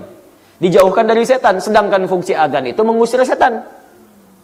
Coba lihat di Abu Dawud nomor hadis 666. Idza udzina, kalau adzan dikumandangkan, fafarra syaitanu wa alaihi dhurat, maka setan itu lari sambil terbirit-birit. Jadi kalau adzan berkumandang, setan lari. Makanya antum punya teman non muslim jalan, adzan berkumandang, itu non muslim bisa mengingatkan. Pak, apa enggak salat dulu? Sudah adzan. Karena setannya enggak ada. Fa idza tuwiba, kalau adzan selesai dikumandangkan, ada setan balik lagi menggoda orang lain. Makanya orang Islam bisa jawab, tenang, baru adzan, belum qomat. Setan balik lagi. Sama qomat juga begitu. Sampai Anda akan sholat, saat akan sholat biasa, tapi begitu takbir kata Nabi, uzkur kada, uzkur kada. Setan itu akan berkata, ingat ini ya, ingat itu ya. Nggak percaya, silahkan nanti saat zuhur. Begitu Anda takbir, di benak Anda akan muncul banyak hal yang akan diingat. Ingat ini, ingat ini. Sampai ada juga ingatan, ingat kata Ustadz Adi, setan itu menggoda, padahal setan. Begitu goda. Hatta la yash'urul musalli kam raka'atan yusalli. Sampai ada orang sholat tidak sadar berapa rakaat sedang menunaikan sholatnya. Itu kata Nabi. Makanya ketika Maryam dilahirkan, bapak ibunya berdoa. Quran surah ketiga ayat 36. Wa inni sammaituha Maryama wa inni u'idzuha bika wa dzurriyyataha minasyaitonir rajim. Jadi kalau dalam saat keadaan dia masih hidup, baru dilahirkan, itu kesunahannya ada. Walaupun ulama beda pendapat, tapi nggak ada masalah. Anda mau ngamalkan silakan, tidak juga nggak ada masalah. Karena fungsi adzan itu satu mengusir setan, kedua memanggil orang sholat. Makanya diperdengarkan kalimat-kalimat thayyibah supaya dewasa saja terbiasa mendengar kalimat itu. Tapi kalau sudah meninggal dunia, orang meninggal dunia itu, maaf, satu, sudah nggak sholat lagi. Makanya ketika antum adzan, dia nggak akan dengar untuk sholat. Nggak ada. Yang kedua, setan nggak goda orang meninggal. Nggak ada kerjaan setan godain orang meninggal. Masya Allah, sudah meninggal masih digoda juga. Setan itu punya masalah itu. Ya, stres setannya itu. Jelas ya? Jadi kalau saya pribadi, saya tidak mengamalkan itu. Tidak mengamalkan. Dan bagi yang mengamalkan, coba saya sampaikan dalilnya, nanti saya coba lihat ya. Kita harus objektif menilai. Kalau memang ada dalil, kita perhatikan, kita lihat. Kalau kekuatannya sahih, bahkan sahih sekali, ya kita bisa amalkan. Kalau misalnya di bawah itu, misalnya lemah, bahkan maudhu, bahkan palsu, ya kita tidak usah amalkan. Ya, jadi tidak usah repot-repot. Jangan takut kehilangan fadilah. Jangan takut kehilangan fadilah. Fadilah itu justru ada ketika kita berpegang pada tuntunan yang benar, dalil yang kuat, dan kita yakin dalam mengamalkannya. Paham? Cukup dulu ya. Cukup dulu. Saya harus teruskan dulu. Sementara waktu teman-teman ada hak teman yang lainnya. Saya mohon maaf barangkali untuk yang ini nanti saya jawab kemudian ya, dalam pertemuan yang lain. Insya Allah nanti dikabari melalui media Khair TV bahwa pertama nanti akan ada hari inspirasi Al-Quran dalam waktu dekat ini kita undang, tapi mungkin tempatnya di Bekasi. Kita akan ajarkan bagaimana cara cepat menghafal Quran, membentuk keluarga Qurani, dan kita akan membagikan mushaf di situ kurang lebih sampai 2000 mushaf nanti. Ya, gratis. Insya Allah kita tidak akan adakan biaya di situ. Nanti mudah-mudahan sebelum berangkat ke Oman kita coba adakan itu semua supaya kita bisa maksimal. Yang kedua, bagi yang sudah terdaftar untuk mengikuti kelas pengkaderan ulama, program kader ulama, ya kelas PKU, maka nanti silahkan hari Sabtu kami sudah siapkan tempat tinggal untuk bisa ditempati. Hari Ahadnya untuk penyesuaian kami tanggung insya Allah untuk akomodasinya, tempat tinggalnya, makan minumnya, bahkan nanti tiketnya kalau jauh kami ganti. Kalau ada pekerjaan yang memang lulus seleksi, pekerjaan misalnya menghasilkan sesuatu, kami akan ganti hasil selama per bulannya, sehingga nanti kami kirimkan pada keluarganya supaya suaminya fokus belajar saja. Ya, tapi mohon maaf itu kami sudah hadirkan seleksi. Dan saya tidak tahu apakah masih ada kuota atau tidak. Kalau masih ada nanti kami sampaikan. Kalau tidak ada kami tutup ya. Dan ada kelas yang kedua, kelas basic itu untuk 20 orang. Nanti juga kami sampaikan kelasnya cuma Sabtu Ahad untuk yang itu. Insya Allah kelasnya kerjasama dengan MUI. Nanti juga ada kunjungan ke MUI. Kita belajar cara merumuskan hukum, mempelajari tentang sistem ormas-ormas di Indonesia. Sehingga nanti ketika merumuskan hukum, kita sudah paham tentang metode dakwah khususnya di Indonesia ini. Saya kira itu yang bisa kami sampaikan. Demikian, subhanakallahumma wa bihamdika asyhadu an la ilaha illa anta astaghfiruka wa atubu ilaik. Wa akhiru da'wana alhamdulillahirabbil alamin. Ma'fu minkum. Assalamualaikum warahmatullahi wabarakatuh.